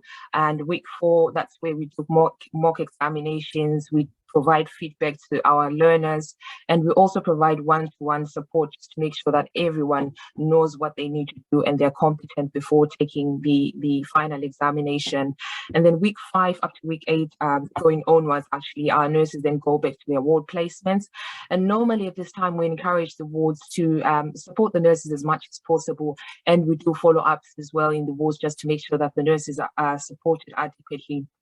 And during the period of week 5 to 8, we always want the nurses to be supernumerary, and basically what it means is that they're not part of the numbers. They are there to learn more than anything. So they have documents that they need to complete. They have mentors that need to be supporting them at that time, so that we make sure that they are competent by the time they get their NMC PIN numbers, or by the time they get registered as nurses. So really, this is a brief overview of what the program looks like. Of course, there's so many details to it, but I just thought I should just summarize this so that everyone sort of understands the work that we do. And then as an OSCE facilitator, or as an international lead for the OSCE program, there are certain challenges that we come across, and I'll just talk through most of the challenges that we come across during the program. The OSCE program itself is very intense and can be very challenging for the nurses, and as well as the facilitators as well. And some of the challenges that we come across is inadequate pastoral support for nurses during their transition period. So I know that as trust, we're always learning, we're always trying to get things right, but there are times that when in some cases you might not get things 100% right. So if there's inadequate pastoral support, it kind of affects the nurses as well, and it affects their concentration and some of the work that they have to put in the program itself. So we always try as much as we can to put a lot of emphasis on pastoral support to make sure that our nurses are supported adequately. And in terms of issues in relation to pastoral support, we have things like accommodation, where nurses are struggling to get the right accommodation. And if that's stressing them, if they're stressed about their accommodation, chances are high when you're delivering the OSCE training, they're not even listening because they're struggling and they're thinking about some of the things that they need to take care of. And some of the things is accommodation sometimes can be really, really expensive for them. So it can be really, really difficult for our nurses, but it then goes back to us as a trust or as leads to make sure that those issues are addressed for the nurses, to make sure that doesn't cause too much stress for them. And we've got issues about finances where nurses have come into the country without enough money, and then during the first week it becomes really, really difficult. So it is about us and the recruitment team and everyone who's involved in the recruitment in the trust to try as much as we can to help the nurses so that whatever it is that they're going through, they have someone to support them. And I think at this point in time, pastoral support is really key, because if their experiences at that point are not good experiences, then it kind of affects their well-being as well. And also we currently we're facing issues in terms of examination dates. So what happens is that ideally nurses initially would come into the country, have the OSCE training within the first month of arrival, and then they'll be taking their examination probably on the second week. But now it's taking longer for our nurses to take get examination dates. So you find that nurses have to wait for about 3 months or more to get an examination date. And that becomes really difficult, because if they do not take the OSCE examination, which means that they will be working as either Band 3 or Band 4, and they are not going to be registered as Band 5. So that delays them getting the Band 5 salary, and that actually delays them from actually bringing their families into the UK, because they are still waiting to take the examination. And of course, they don't have enough funds to then bring their families to be with them. So examination dates are really, really a challenge. And because there's delay in examination dates as well, so the nurses will have to complete their training and then go back into practice. And once they go back into practice, sometimes different teams and different wards do things differently. So it kind of affects them in a way, because what they would have been taught in their OSCE in preparation for the examination, sometimes it can be lost during their time of practice. Some people forget what they were taught for the OSCE, because they have to know exactly what they need to do for the examination. But because they're in practice, they're in different teams, sometimes it might be hard for them to maintain that competence in relation to the examination. So that can be a challenge as well. On our side of things as facilitators or as a lead for the training program. And also delivering the OSCE program to blended cohorts, it can be really challenging, because you have different nurses that come into the program and they've got different needs. So sometimes it can be difficult to attend to those needs. And it is about us trying to create a program that will attend to those needs. Whereas if you had one group of nurses that needed just one the same kind of training, it becomes easier to deliver that training. But because of the change in the OSCE and because of the new changes that we implemented, then at the moment we have blended cohorts, it can be really challenging to deliver the program at this point in time. And also the content of the adult nursing OSCE, at the moment they've got loads of skills that they have to master. I think they have more than 15 skills, nursing skills that they have to be competent on before they're taking the examination. So that can be really, really challenging for some facilitators and also for the nurses as well. And it can be really intense, and it requires nurses to work extra hard to make sure that they're competent before taking the examination. And some of the challenges that we've come across as well is that when we get our nurses from outside the UK, sometimes there's lack of IT knowledge or skills, and it is about us as facilitators to identify those skills and helping our nurses as much as possible to make sure that they're competent to log onto the system, to access their emails, to complete their e-learning, because that can be a really a challenge for some of our nurses. So it's about implementing those kind of extra support to make sure that our nurses are supported adequately, and having that understanding that actually this person needs help, and being there to help them. And also, as a facilitator, I've noticed that when our nurses come into the country, it's kind of different. The way that they the learning, or the way that they are taught from outside the UK is kind of different, because we notice that most of our nurses do not have independent learning skills. So it can be difficult, because some of our nurses will be waiting to be taught in the classroom, and when they go home, they don't know what to do. So it's about us as facilitators equipping them, encouraging them, giving them work to do, to try as much as we can to make sure that they develop independent learning skills to be able to be competent and pass the examination, and also be competent as professionals as well. And also sometimes with the OSCE, there are some variations between the OSCE requirements and some trust policies or guidelines. What the OSCE examination requires can be different from the trust requirements.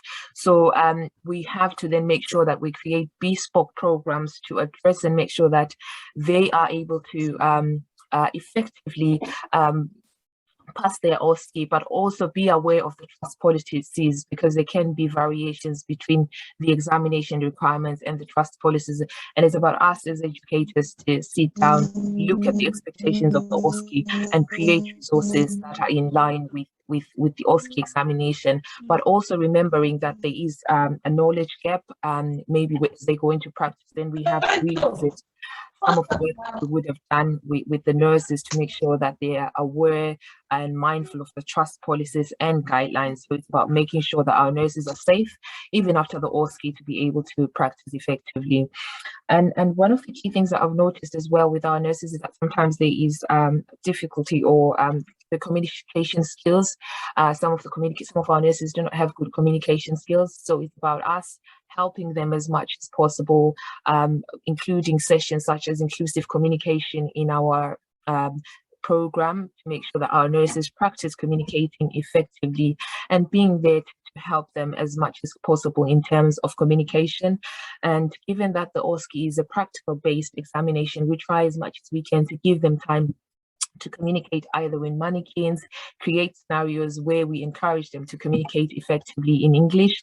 And in some cases where we have maybe a certain group of nurses that come from the same country, we try and encourage them to speak in English rather than speaking in their native language. And that has helped a lot of our nurses quite a lot.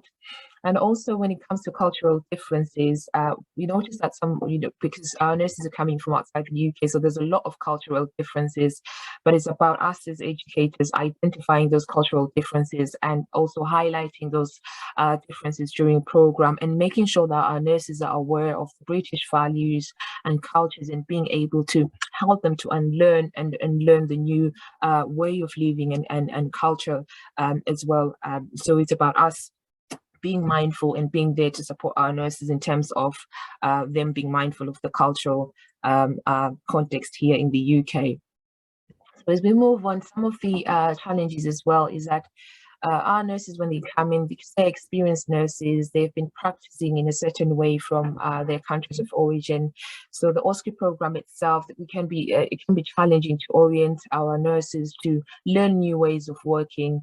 But what we do is try as much as we can to give them time, also help them build up on their experiences, rather than just ignoring what they know, but appreciating what they know, but having ways and finding ways of helping them to build upon their experiences rather than just ignoring their experiences. And also as a lead and as a facilitator, sometimes expectations from services and team leaders or ward managers, because they expect their nurses to come into the training, OSCE training, for 4 weeks, and when they're coming out of the OSCE training, they want their nurses to be competent to work as part of the teams or services. So what we try as much as we can is to educate our ward managers and orient them and make them aware that in the OSCE preparation, of course, we will teach our nurses, we'll prepare them for the examination, we will teach them of some of the things that they need to know about the trust and about the wards, but it won't be as comprehensive as we would want to be, because we are mindful that we are preparing the nurses for an examination.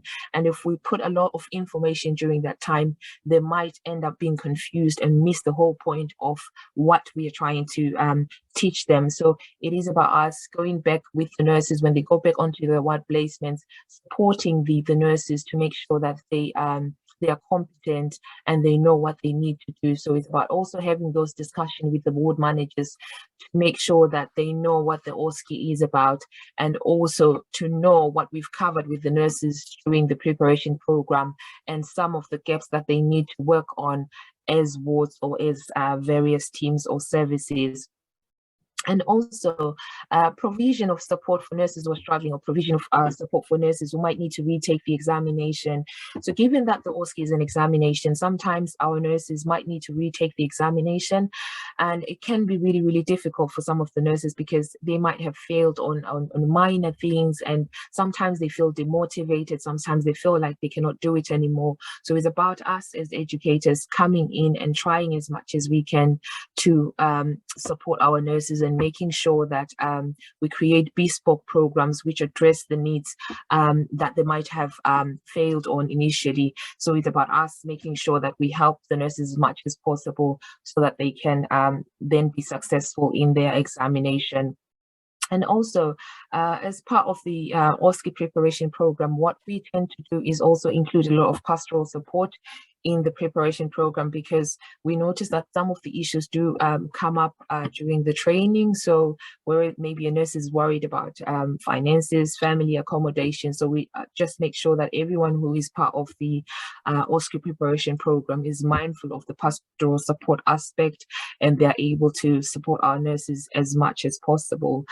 And some of the things that we come across is that our nurses tend to have a lot of fear and anxiety in relation to the examination itself. And it's about us then coming in as educators, motivating, preparing our learners as much as possible, bringing some of the nurses that have done the examination to educate our nurses and encourage a lot of resilience, and also include sessions such as well-being and resilience in our preparation program to make sure that our nurses are supported as much as possible.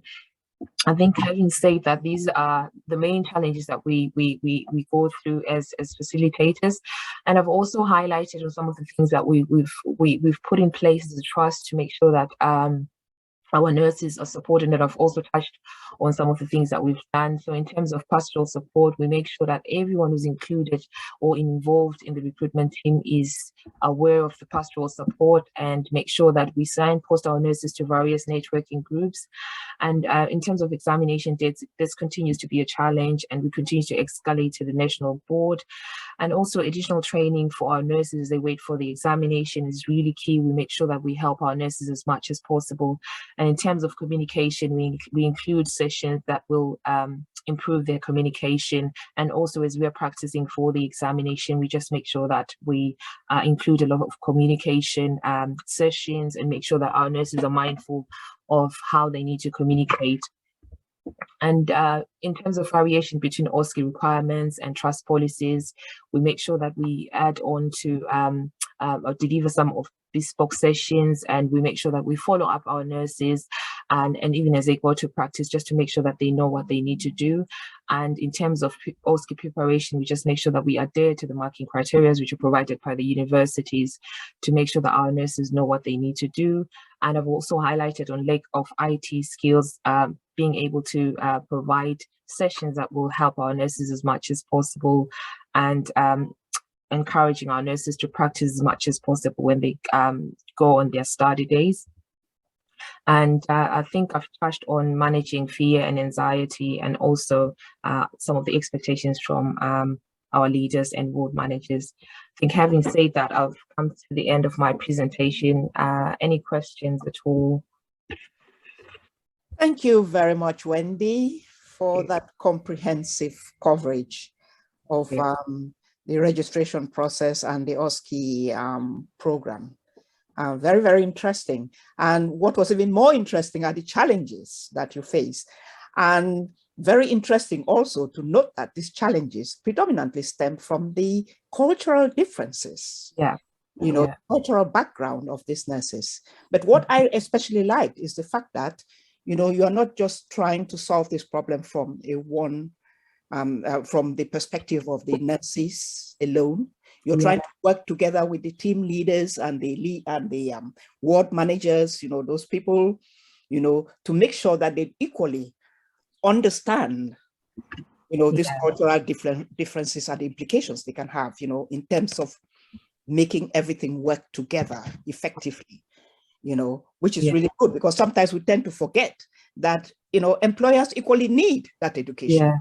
You know? So thank you so much. I hope there will be questions at the end, you know, to cover some of these aspects, because we are running out of time. So I'm just quickly moving towards the end where there will be a question. Well, there will be questions, you know, coming from the audience. Right, over to you, Madam Moderator, to introduce the next guest speaker. Thank you, co-moderator. Thank you for that, Wendy, and thanks for all the speakers. I have to now apologize because we are really running way over time. I did say the topic was a hot potato, and the questions in the chats are just phenomenal. So please, we'll try and get answers to your questions as much as we can. If we cannot, we will put all your answers in our website as soon as the webinar finish. So thank you. And just to go on the point that Wendy Katunga, she works with me. She is our international nurse recruit, as she's trainer, as she said. And in a trust that has about 7,000 staff, she's the only one. So we are recruiting more nurses like her to be able to support us as a trust. So thank you. Our next speaker, we've got 2 speakers left, and they're going to talk from their perspective because they themselves are international nurses, so they were recruited internationally. The first one has been here for a number of years, and the second one is very recent. So we're going to just, just keep your questions, because their experience might generate a lot of questions. So just hold on to those questions and allow them to finish. So the next speaker, therefore, is in the person of Joyce Atempsa. So Joyce is a neonatal outreach nurse, so a neonatal nurse specialist, which means she works with premature and sick babies. She currently works in Northampton and Kettering General Hospital. She's been in the field for 37 years. 15 of those years were in UK, were in Cameroon, and 22 of those years were in UK. She's achieved a Bachelor's of Science from the University of Brighton, and she is a member of the association. Joyce's expert area, as you can hear her title, is in premature babies and sick babies. So thank you, Joyce. Over to you. Thank you, Rose. I'm mindful of the fact that we don't have much time, so I will go straight into the topic. I'm going to give my experience being an overseas nurse. I was recruited into the NHS in 2005. So a lot of the things that will be coming up in my presentation, some of the topics have been, some of the challenges have been addressed, but I will go straight into it. So I came into the UK, I was recruited like a senior care assistant, just like what the chief has said, how he recruits his own people. So I worked in the nursing home for about a year and a half, and I quickly moved into the NHS. So talking about the recruitment how to get into that NHS to do the adaptation. At the time, we were calling it adaptation, but now they're calling it OSCE. So you needed to apply to the NMC for a decision letter. So the NMC does, you need references from the school where you train and from people that know you. And once you get your decision letter from the NMC, you now start looking for, or go for interviews to be recruited into the NHS. So it wasn't, it took, some people were waiting for the decision letter for even up to 2 years.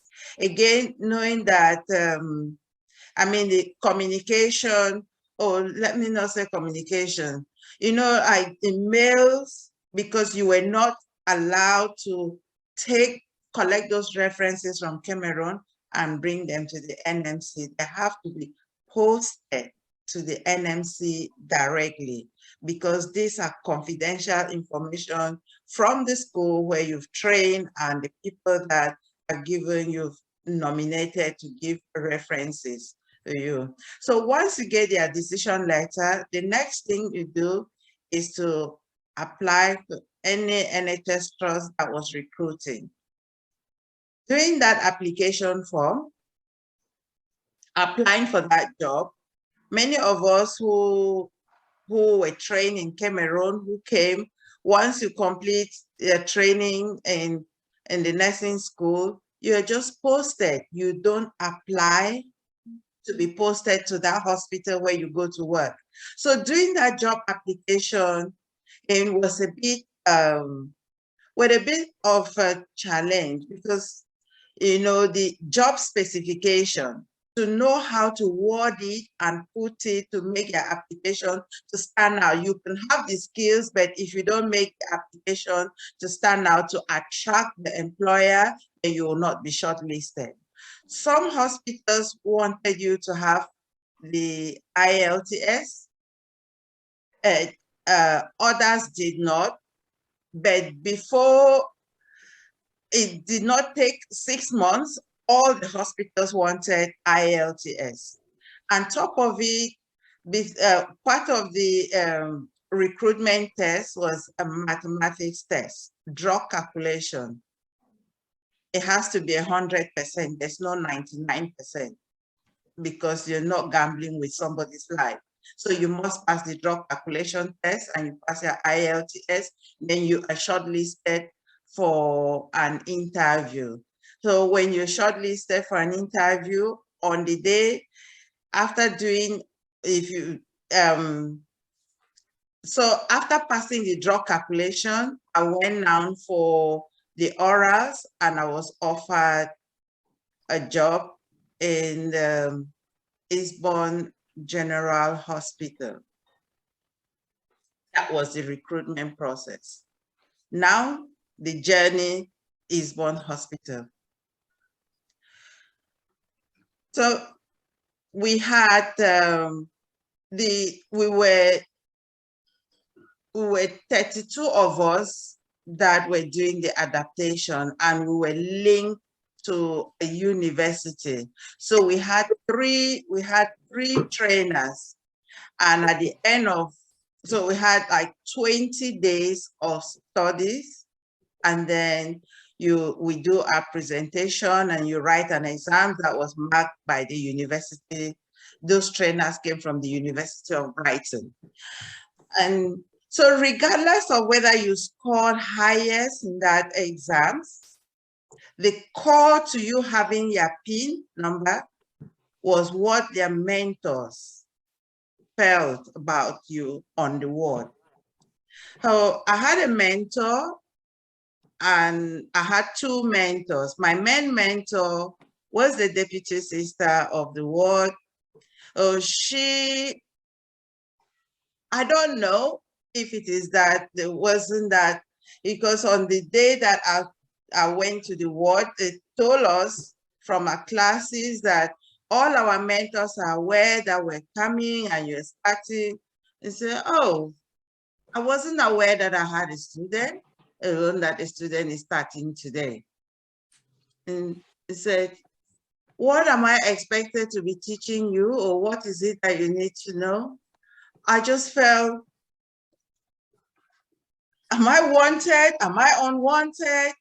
But then she now assigned me to work with one other male nurse who took me around, orientated me, showed me the ops machine and all of that. To be honest, that was the first time I was seeing an ops machine, because in the nursing home where I was working, we did not have all these ops machines to be doing oxygen saturations and things like that.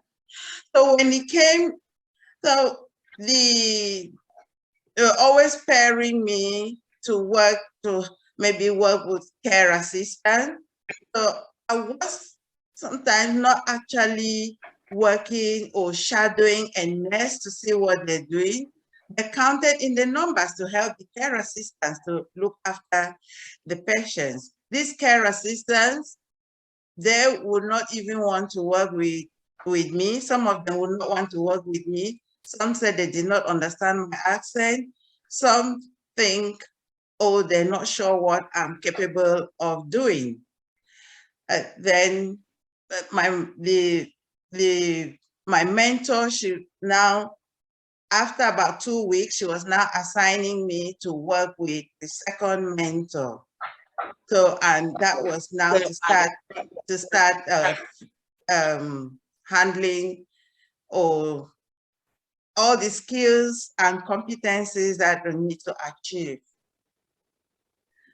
So in under 2 weeks, that second mentor, she signed me off all the skills, because what I knew was, with the experience, with the work, what I've been doing in Cameroon, the only difference I found here was the sophisticated equipment to go through all the policies, but when it came to the practical aspect of it, it was not, it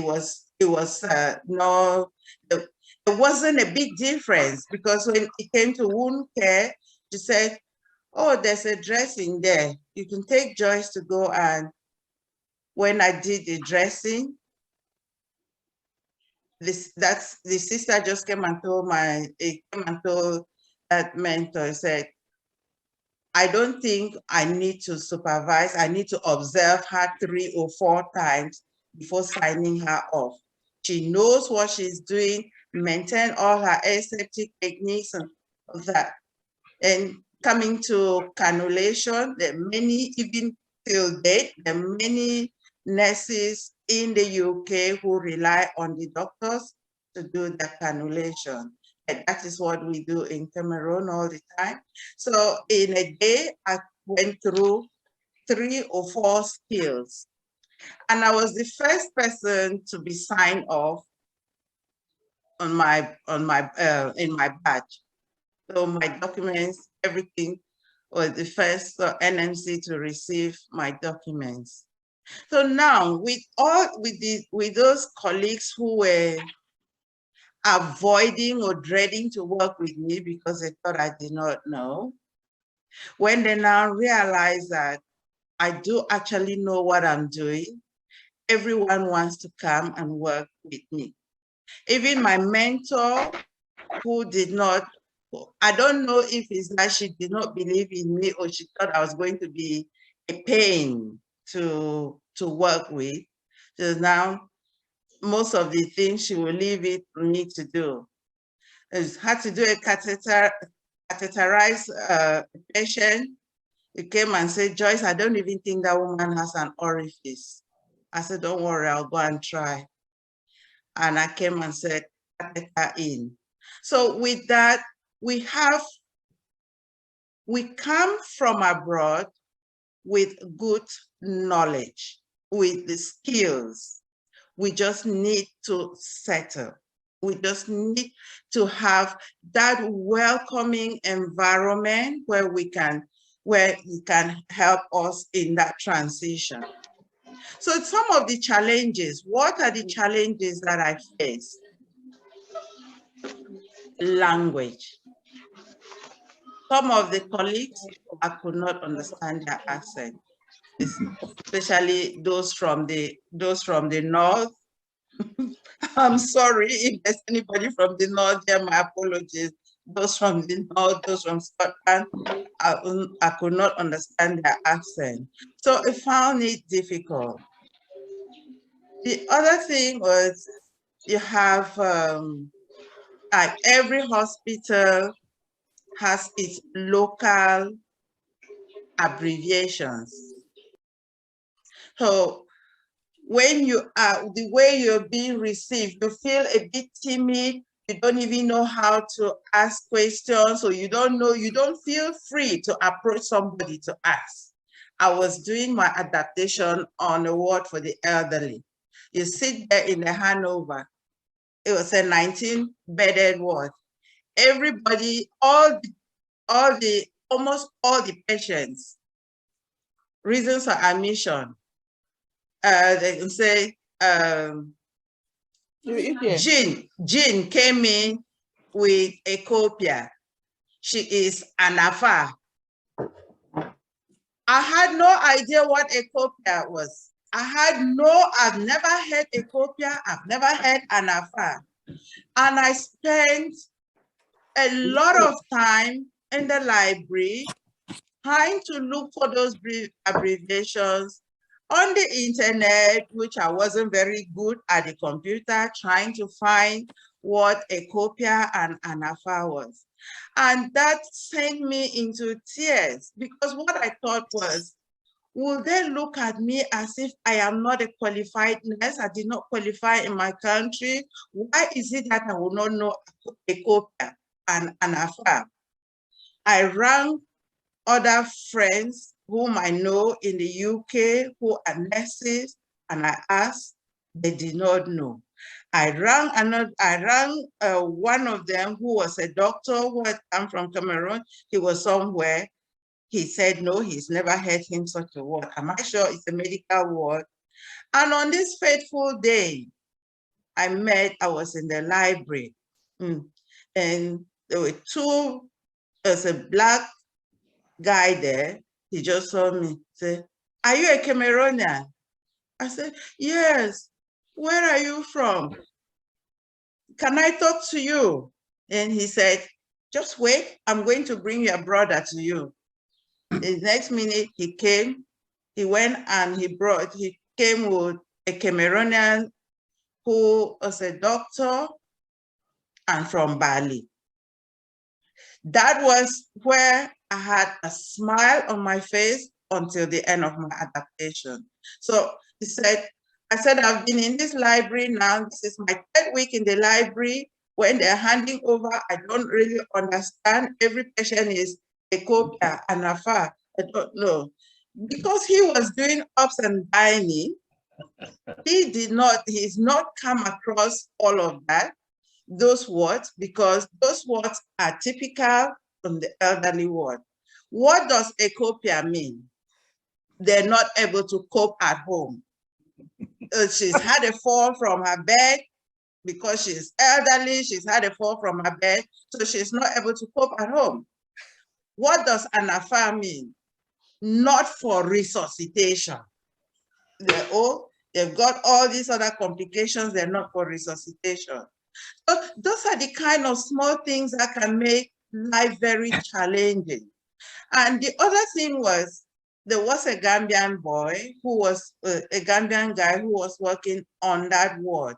But they made sure that they put us different sections of the ward. So I don't really have access to go closer to him, to even ask him to explain the things to me.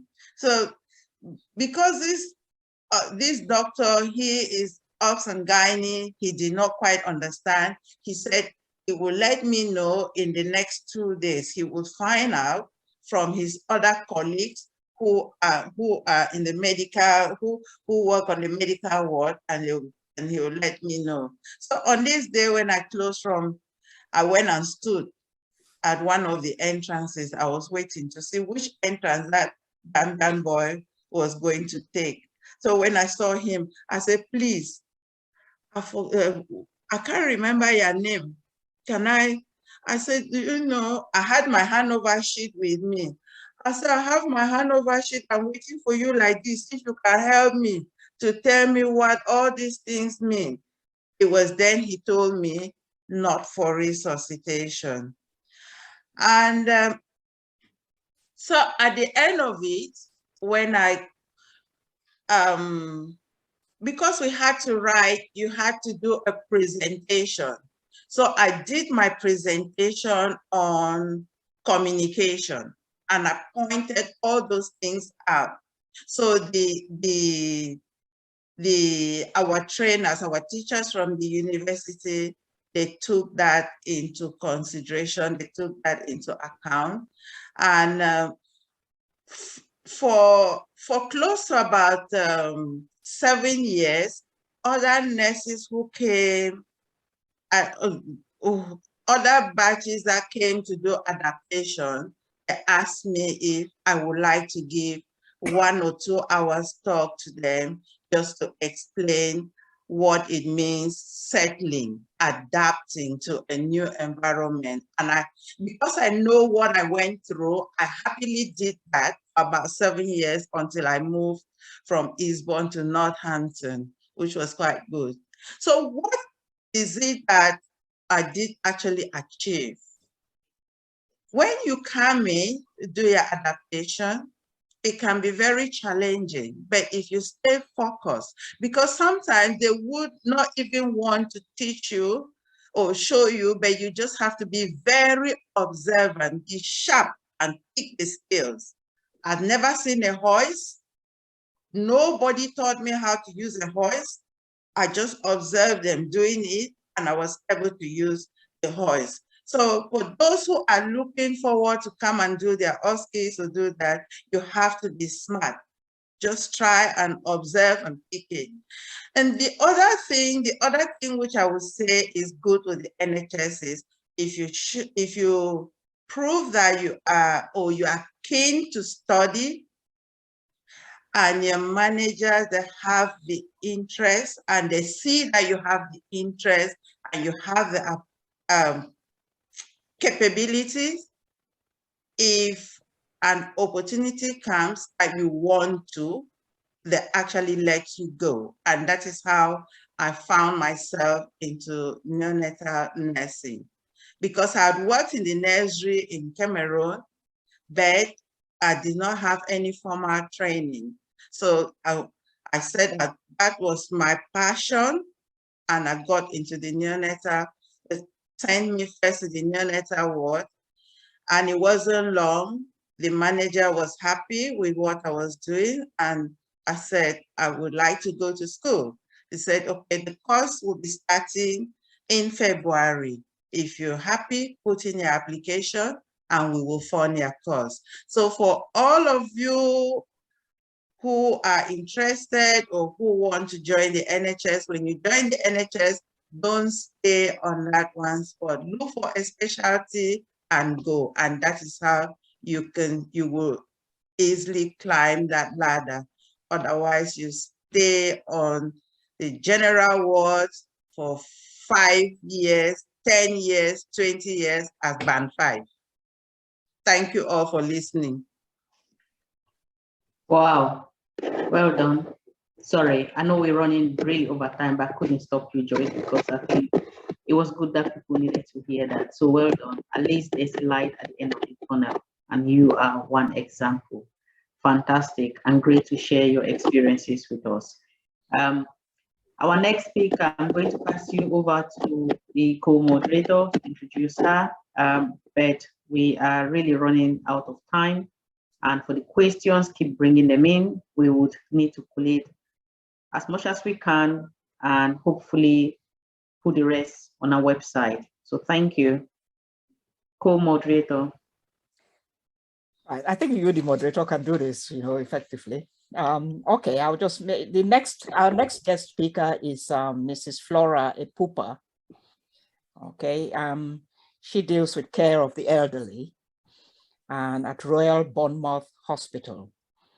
And she has 2 years of experience with a total, that is 2 years of experience in the NHS, but with a total of 20 years of experience. She is an overseas nurse who originated from Cameroon. They studied and practiced in Nigeria for 18 years. So that is an interesting dimension to this. Here is a Cameroonian with experience from Nigeria, so it will be interesting to see how she is coping so far over here in the UK. Over to you, Flora.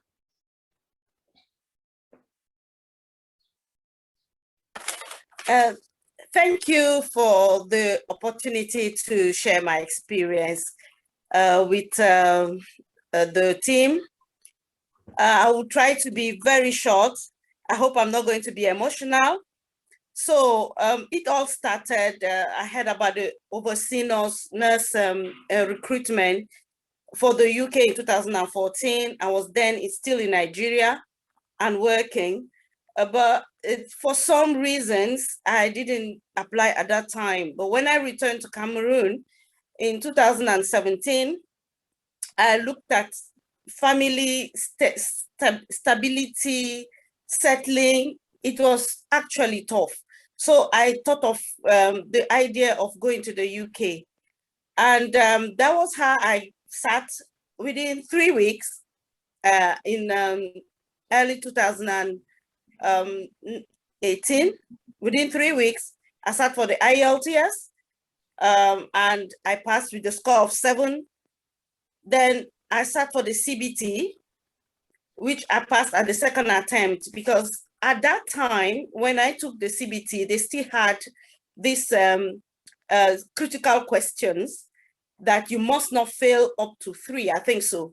So, and the critical question had to do with safeguarding, had to do with safety, some of those concepts that we do not so much have in our own environment in Nigeria or even in Cameroon.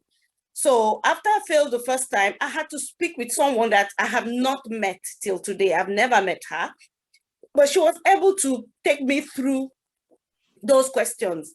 So I passed the CBT at the second attempt, and then my registration progressed. In 2019, that was when I got the decision letter. Then it took another 3 to 4 months before I was able to meet an agency with whom I actually settled. So I had met a few agencies earlier, but for some reason, there was already a lot of information about coming to the UK. The best bet is the NHS. There were a lot of agencies who could offer care home, but because I already had that information, it's better for you to join the NHS. If you want to go to the care home later, you can move, but join the NHS, understand the system, and then you can move, you can make your decision while you are there. So I didn't accept the offers of care home till I met the agency that actually linked me to Royal Bournemouth Hospital. And I will say that at the time we did our process, the IELTS is a barrier, and it's still a barrier today to so many nurses. The CBT today has changed, because after my set, I think around June, they changed they removed the markings, the critical question criteria. And now it was, if you pass, you pass. I think they want a pass of 80-something%. If you have passed with 80-something%, that's it. They were no longer critical questions. So a lot of people were passing the CBT, but were hooked at the IELTS. And I will say that I still have some friends today that started this process with me in 2019 that are still in Cameroon because of IELTS. So with the agency, everything moved smoothly, I should say so. They linked me to Royal Bournemouth Hospital. I had an interview. I had a contract. The contract was actually very attractive, and I signed the contract, and it was now time to come. I came in January 2020. January 2020 was when I set my feet in UK, and the contract says you interface with the agency on behalf of the hospital, actually. So the agency pays for airfare, pays for visa, and then we come. We're given 2 months accommodation, and after 2 months, we were to look for our own accommodations. That was what it was. So that first part was pretty smooth. If you pay your own part, you do your own job. If you do it successfully, the side of the hospital was pretty smooth. Then coming to the UK, having 2 months accommodation was quite relaxing. And then the process now of integration within the NHS organization was where I would say on one side, we had the education team that was very, very supportive, listening to both our emotions, our difficulty, the challenges we had with communication. Just like the presenter said, the education lead, she mentioned, I think she mentioned just everything, and I related with everything she mentioned. And but there was a lot of support on the education side. But now coming to the management side also, we had a very wonderful welcome. We're a team of 10 from different countries. I think 5 from Nigeria, 1 from Cameroon, some from India, some from Pakistan. You know, it was a team of 10, and the management welcome was really beautiful. Everything was still beautiful till we stepped our feet in the ward. When we went into the ward, that is when the real story started, the dream ended. And we set our feet to reality. I would say that in Royal Bournemouth Hospital, we were the second set of, I would say, Africans who came. They had Indians, they had Filipinos in the past. The Filipinos had had their own share of challenges. The Indian had had their own share of challenges. Somehow they had formed a community and they were strong. And it was the turn of the Africans to face their own part of the challenge. I would say here that the Filipinos and the Indians, they understood our plight, but they didn't know how to help us. Actually, it was tough. The contact with the ward was the most difficult part of the job. I would say in my own experience, the first day I went to the ward, I was just introduced with the second lady that was assigned in the elderly care with us. That, okay, these are the 2 ladies that came, the 2 international nurses that are joining the team. I want you guys to welcome them. And everybody said, how do I call you? I call me Flora, call me Nkechi. And that was it. And everybody set out to work. I mean, you find your way yourself. The manager just said, this is the store, this is the sluice, this is the nurses station, this is Bay 1, this is Bay 2, this is Bay 3, these are side rooms, and that's it. Then you just have to understand how to work. Me, I was like, where do I go from here? So for the first 2 weeks, the handover, just like Joyce said, abbreviations, so many abbreviations. And when I ask someone, what are those abbreviations, especially when you ask the healthcare assistant, they will tell you they don't know. And then when you ask the nurses, the first thing is to look at you and say, are you really a nurse? I was asked so many times, are you really a nurse? Did you really pass the exam? Did you really pass the English test? It was like, I don't know what were the expectations. I think the expectations were higher. They felt once you are trained as a nurse, you can function anywhere. Yes, you can function anywhere, but you need to be integrated. That part of induction, integration is very paramount, and it can either make you or mar you. That was what I would say. So with my 18 years of experience, varied experience for that matter, I work in surgical, pediatric, maternity, ICU before I came. But I will say I was like a lost sheep in my first contact. So some of the few things I want to mention here that went on where you abandoned to yourself to discover what goes on. They have judgment of who you are. If they identify one mistake, that becomes your identity. They don't think you know something better than that one mistake you've done. There's even avoidance. So as much as I was struggling to understand people's accent and flow along, I would realize that nobody was making the same effort to understand my accent. So it was just a one-way process. I always felt like this is a wall and I need to break through the wall. Then the COVID struck and we had to go on lockdown. So OSCE dates were pushed, but yet we had to now be part of the workforce for COVID. You are not accepted, you are not integrated, but you have to be part of the workforce for COVID. It was very traumatic, I will say so. For me, it was very traumatic. I went through being preempted, there was distrust, there was disregard, there was despise from everyone. And at some point, I was outside the team. For people, for all of us here, we know what it means to work as a team. It was easy to realize that Flora is a loner on this shift. So what was I doing as a loner?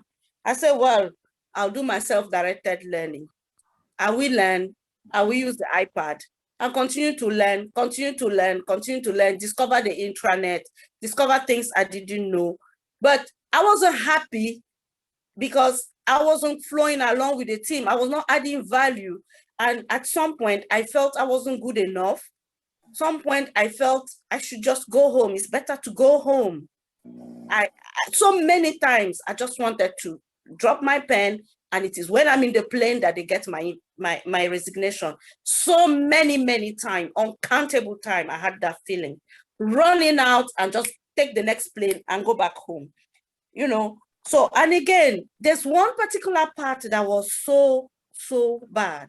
Sometimes things go wrong and the manager keeps a blind eye, even over things that happen in her presence. So we come from a culture where you don't report your colleague. That's our own culture. You sort yourself out with your colleague, but you don't report. That's my background. You don't report, except a matter is out of hand. If there are things of disagreement at work or displeasure at work, you can always handle it without making a report. So I wasn't making any report, but I was wrong because everybody was making a report about either something she did wrong or something she did not do, something she didn't know how to do, something she was confused about. So all the reports went out about me, and me, I was never making report about people. They left all the dirty jobs for me. A patient will poo in the toilet, I'm on break, but the patient is left in the toilet for me to come and clean. So many times it has happened. Then I didn't have a pin. And I kept saying, what is the part of your fight, really? What are you fighting? You don't have a pin? If you had a pin, then you have a stake. But you don't have a pin. What are you fighting? And those are the things that made me to say I needed to enter the next plane and just set out of this place and go home, go where I'm valued. So these are the challenges I had. I was an errand girl and everything till the pandemic, when they reopened and we had to go for OSCE. Believe you me, no one believed I was going to pass the OSCE. And when I passed the OSCE, I remember when I told my manager, I've passed my OSCE, she stopped, she opened her eyes wide, she was cold, she held herself, and then she said, congratulations. So you could really see that everybody has written me off. That was my own personal experience. I was written off. And so I passed the OSCE. It was difficult for her to now sign my uniform to change from band 4 to band 5. I did not realize that the real hostility now started. The real hostility.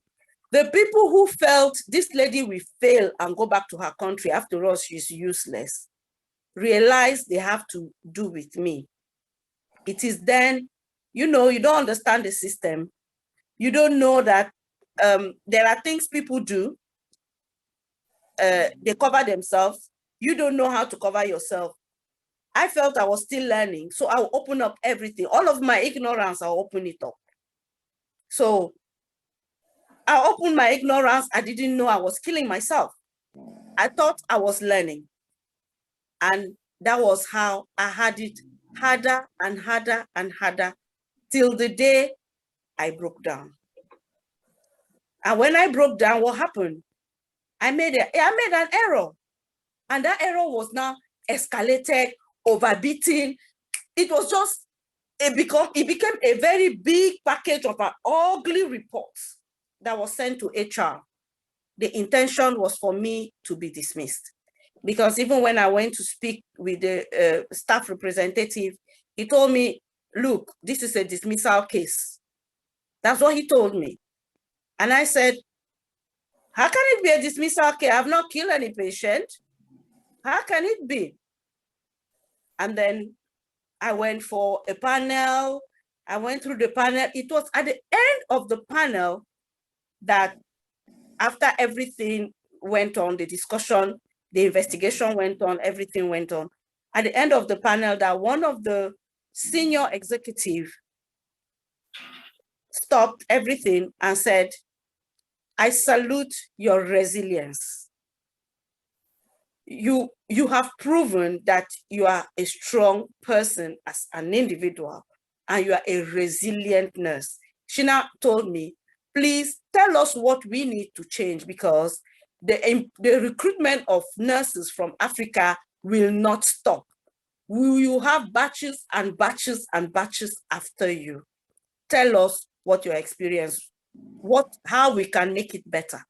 So that was how I worked with the lady. I gave her a few experience, but I was too broken to be able to speak, to give a balanced assessment. I was too much in my pain. So all I gave out was my pains. So later on, I said, I'm going to give a balanced feedback at the end of the day. Now it's a year since all of that has passed. They told me, where do you want to work? We will just repost you. Take time to heal. And I'm actually in a place where I have taken time to heal. And at this moment now, I think I'm clear enough to understand what I did wrong that gave also the opportunity for the reaction of others. And what they did wrong, at that I did not understand how to respond to. Currently, I will be able to give that kind of balance analysis. But as at that time, I felt the worst about the world. So that was my experience. But currently, I'm still in Bournemouth Hospital, and that's why I'm happy. I'm still in Bournemouth Hospital, and I have had time to heal, and I'll be able to give a feedback that the management can actually utilize. And truly, after me, there have been more than 100 nurses that have come again. And which each set, they said, each set said things got better. Things got better. Each set did not, the set before me said they also had it tough. I think out of the set before me, it was only 5 that made it up to 1 year. My set is only like 6 that made it till the end of the 2nd year. And the set after us is, I think more and more people are staying, are remaining. So it's getting better. And then people have the opportunity to hear other people talking. I have had the opportunity to support other Cameroonians that have come along. I've had the opportunity to support other Nigerians that have come along to tell them how to respond, what not to ignore, and what to ignore, things you can ignore and the things you should not ignore. You know, I've been able to do that kind of balanced support to people so that they will be able to cope. So that's what I could say of my experience. Wow. Thanks a million for that passionate and moving presentation.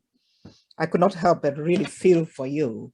But that what is so encouraging is the fact that you managed to pull through all that, you know, and that key lesson, resilience, very, very important to survive, you know, in such environments. So I'm really glad that you pulled through and you're now happy where you are. I think you are a good example, you know, for nurses who will be coming in the future, you know, to the UK. So without much ado, Madam Moderator, I think we are moving straight on to any questions coming from the audience?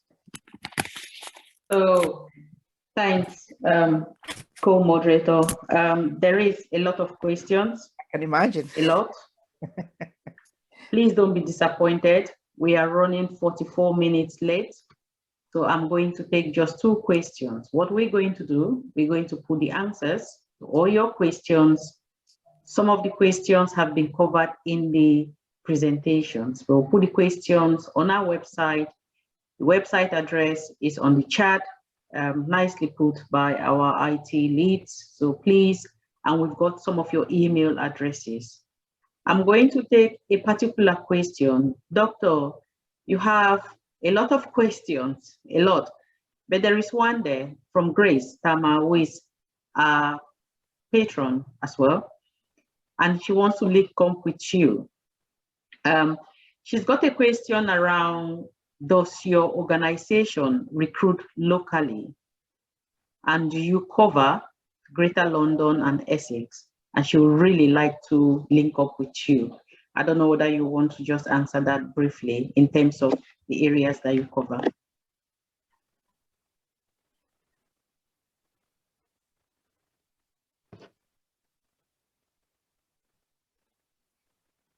Asa, you're muted. For who? For me? No, for Dr. Asa. Unmute yourself, Dr. Asa. Can you hear me now? Yeah. Yes. Yeah. Okay. So sorry about that. Yeah, I was saying that I'm very. It's very encouraging to know that so much interest. Yes, we do recruit locally. When it's locally, that's in the UK. But unfortunately, you have to relocate to live in the areas where we are providing service. Presently, we are providing service across Surrey because that's we have a contract with Surrey County Council. We provide service to Slough for Slough Borough Council.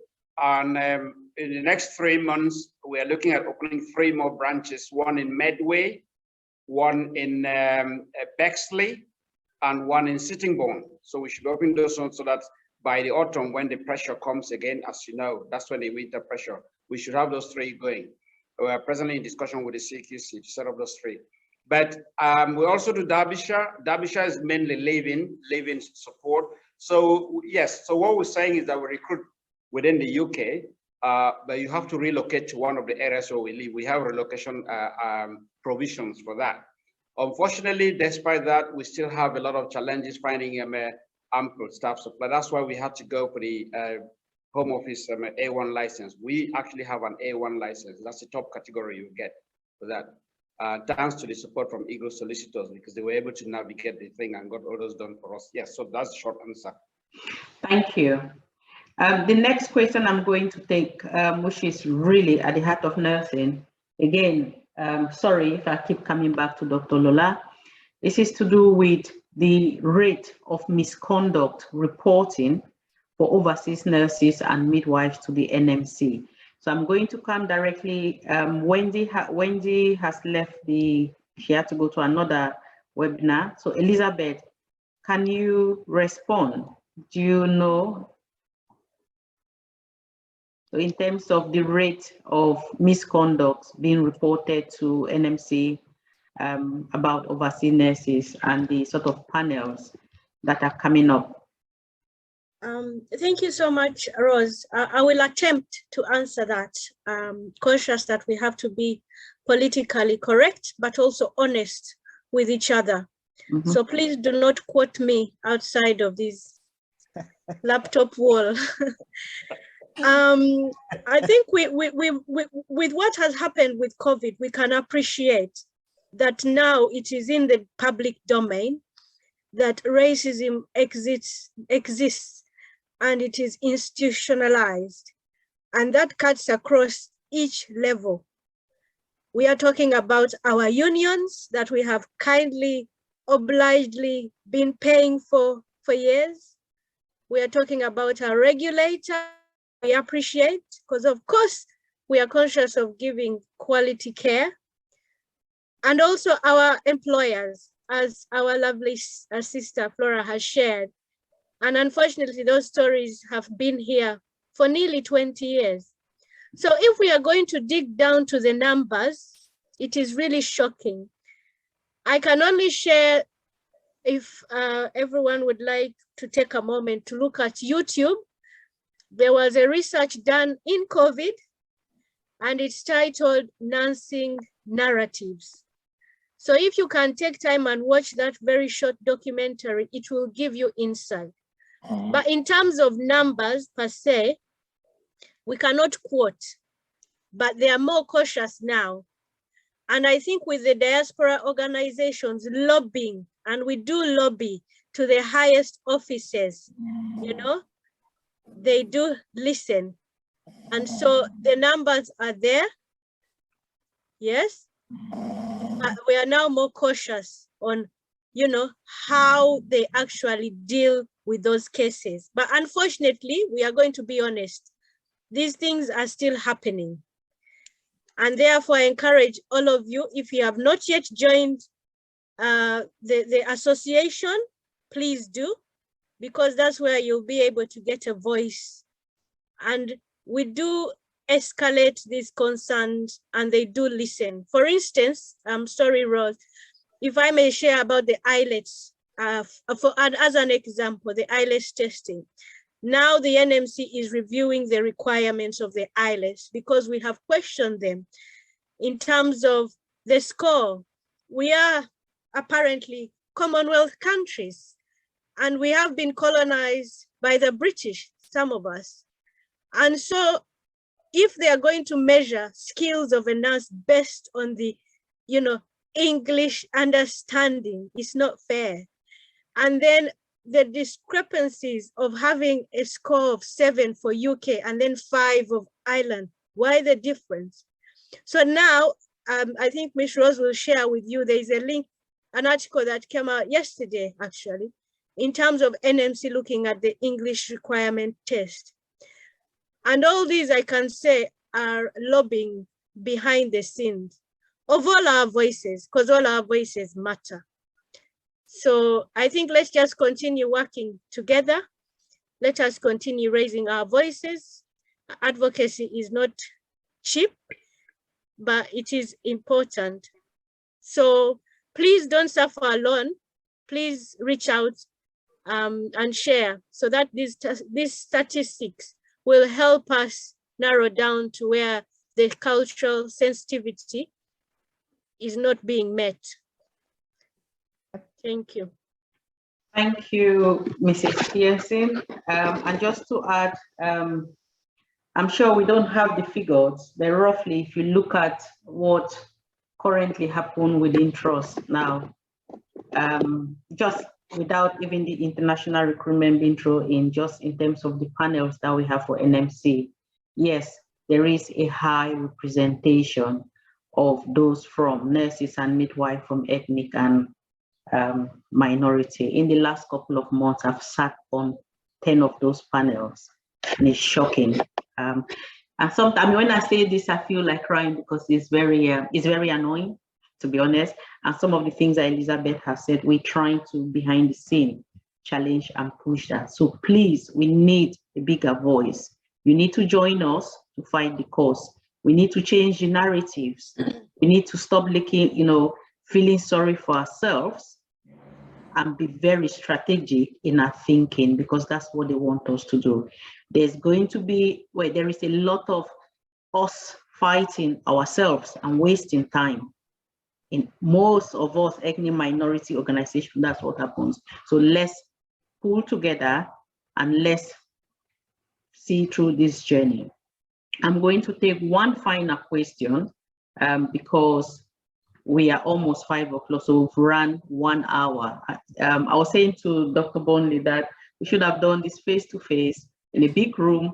Yep. After FNF is giving us a grant, we should have done this in a big room and spend the whole day, because frankly speaking, there's a lot of dimension to this topic.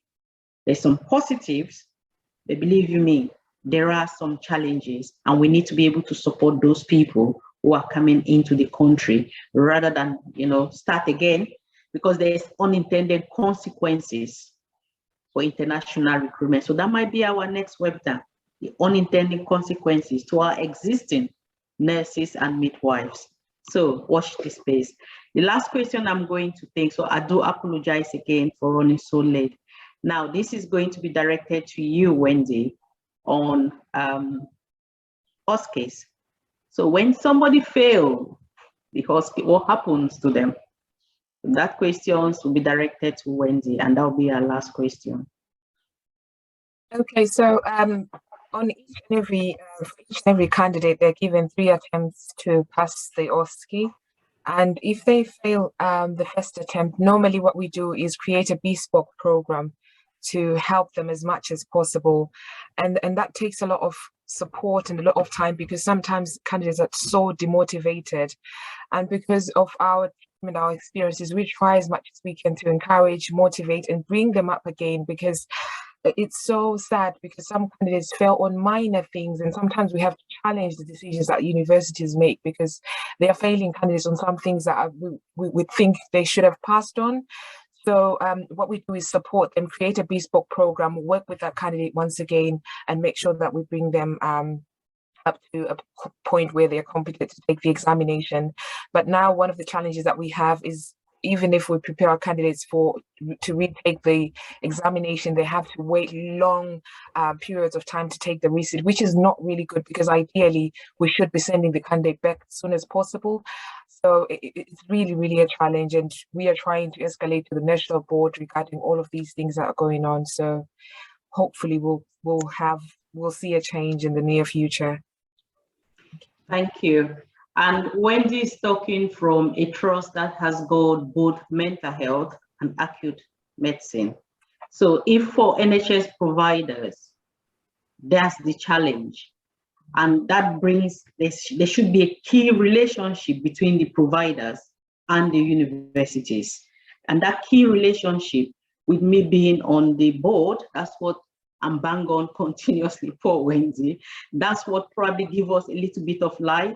So you can imagine those nursing homes, those social care organizations with no voice and with no sort of system or support like NHS organizations has. So you can imagine the majority of our nurses who are not in that field. It is a lot of challenge, it is a lot of work. But slowly, we would be able to change the narrative. Don't lose hope. So we've come to the end of this very long webinar and this very interesting topic. And as I said, we would try and answer as much of your questions on our website, those that we haven't picked up. So thank you very much. Doctor, as I said, you're very hot on the chat. There's a lot of questions specifically for you. So we'll try and send those to you and hopefully get the answers back on the website. And if you have your email address, maybe you can drop it on the chat box. And for those specific questions, we can come back to you as well. So at this point, I'm going to let Dr. Bonley sort of give us a summary, and then I'll do the final closing. Dr. Bonley. Thank you very much, Madam Coordinator. I must say, and I'm quite sure everybody would agree with me, that this webinar has been a very, very successful webinar. Very informative, very insightful. And most of all is the sequence in which, you know, the presentation was actually done, because I just noticed, me with my strategic mind, I just noticed that Wendy, the other Wendy who has just left, who's left already, she started looking at the corporate, you know, the strategic level, looking at, you know, strategy, the formulation, development, and how they plan to implement, coming up with different systems, you know, to cope with, in terms of helping, you know, the nurses. And then that moved on to the operational level, where you had Wendy, Elizabeth, and Dr. Asar, you know, looking at the challenges, the implementation, really focusing on the implementation and the challenges they're facing, and the way they are actually dealing with these challenges in terms of coming up with possible solutions. And then finally, it culminated to our two wonderful sisters who really gave a very moving, captivating, personal account of their experience, you know, of their actual experiences, you know, and how they have been trying to navigate through all those obstacles they've actually been confronted with. So I think looking at that, I mean, you cannot fault this webinar because it's really covered everything that needs to be covered. Unfortunately, we ran out of time. So there weren't the opportunities for our audience to actually ask any questions, but we most heartily thank our audience. You know, thank all, you know, those who've attended this session. Thank our speakers because they've been wonderful, because without them, this wouldn't have been a successful, you know, event. So thank you very much. And of course, the Cameroon Nurses and Midwives Association, I don't know, you've done a fantastic job. Keep up the good work. And we hope you just go from strength to strength. Thank you.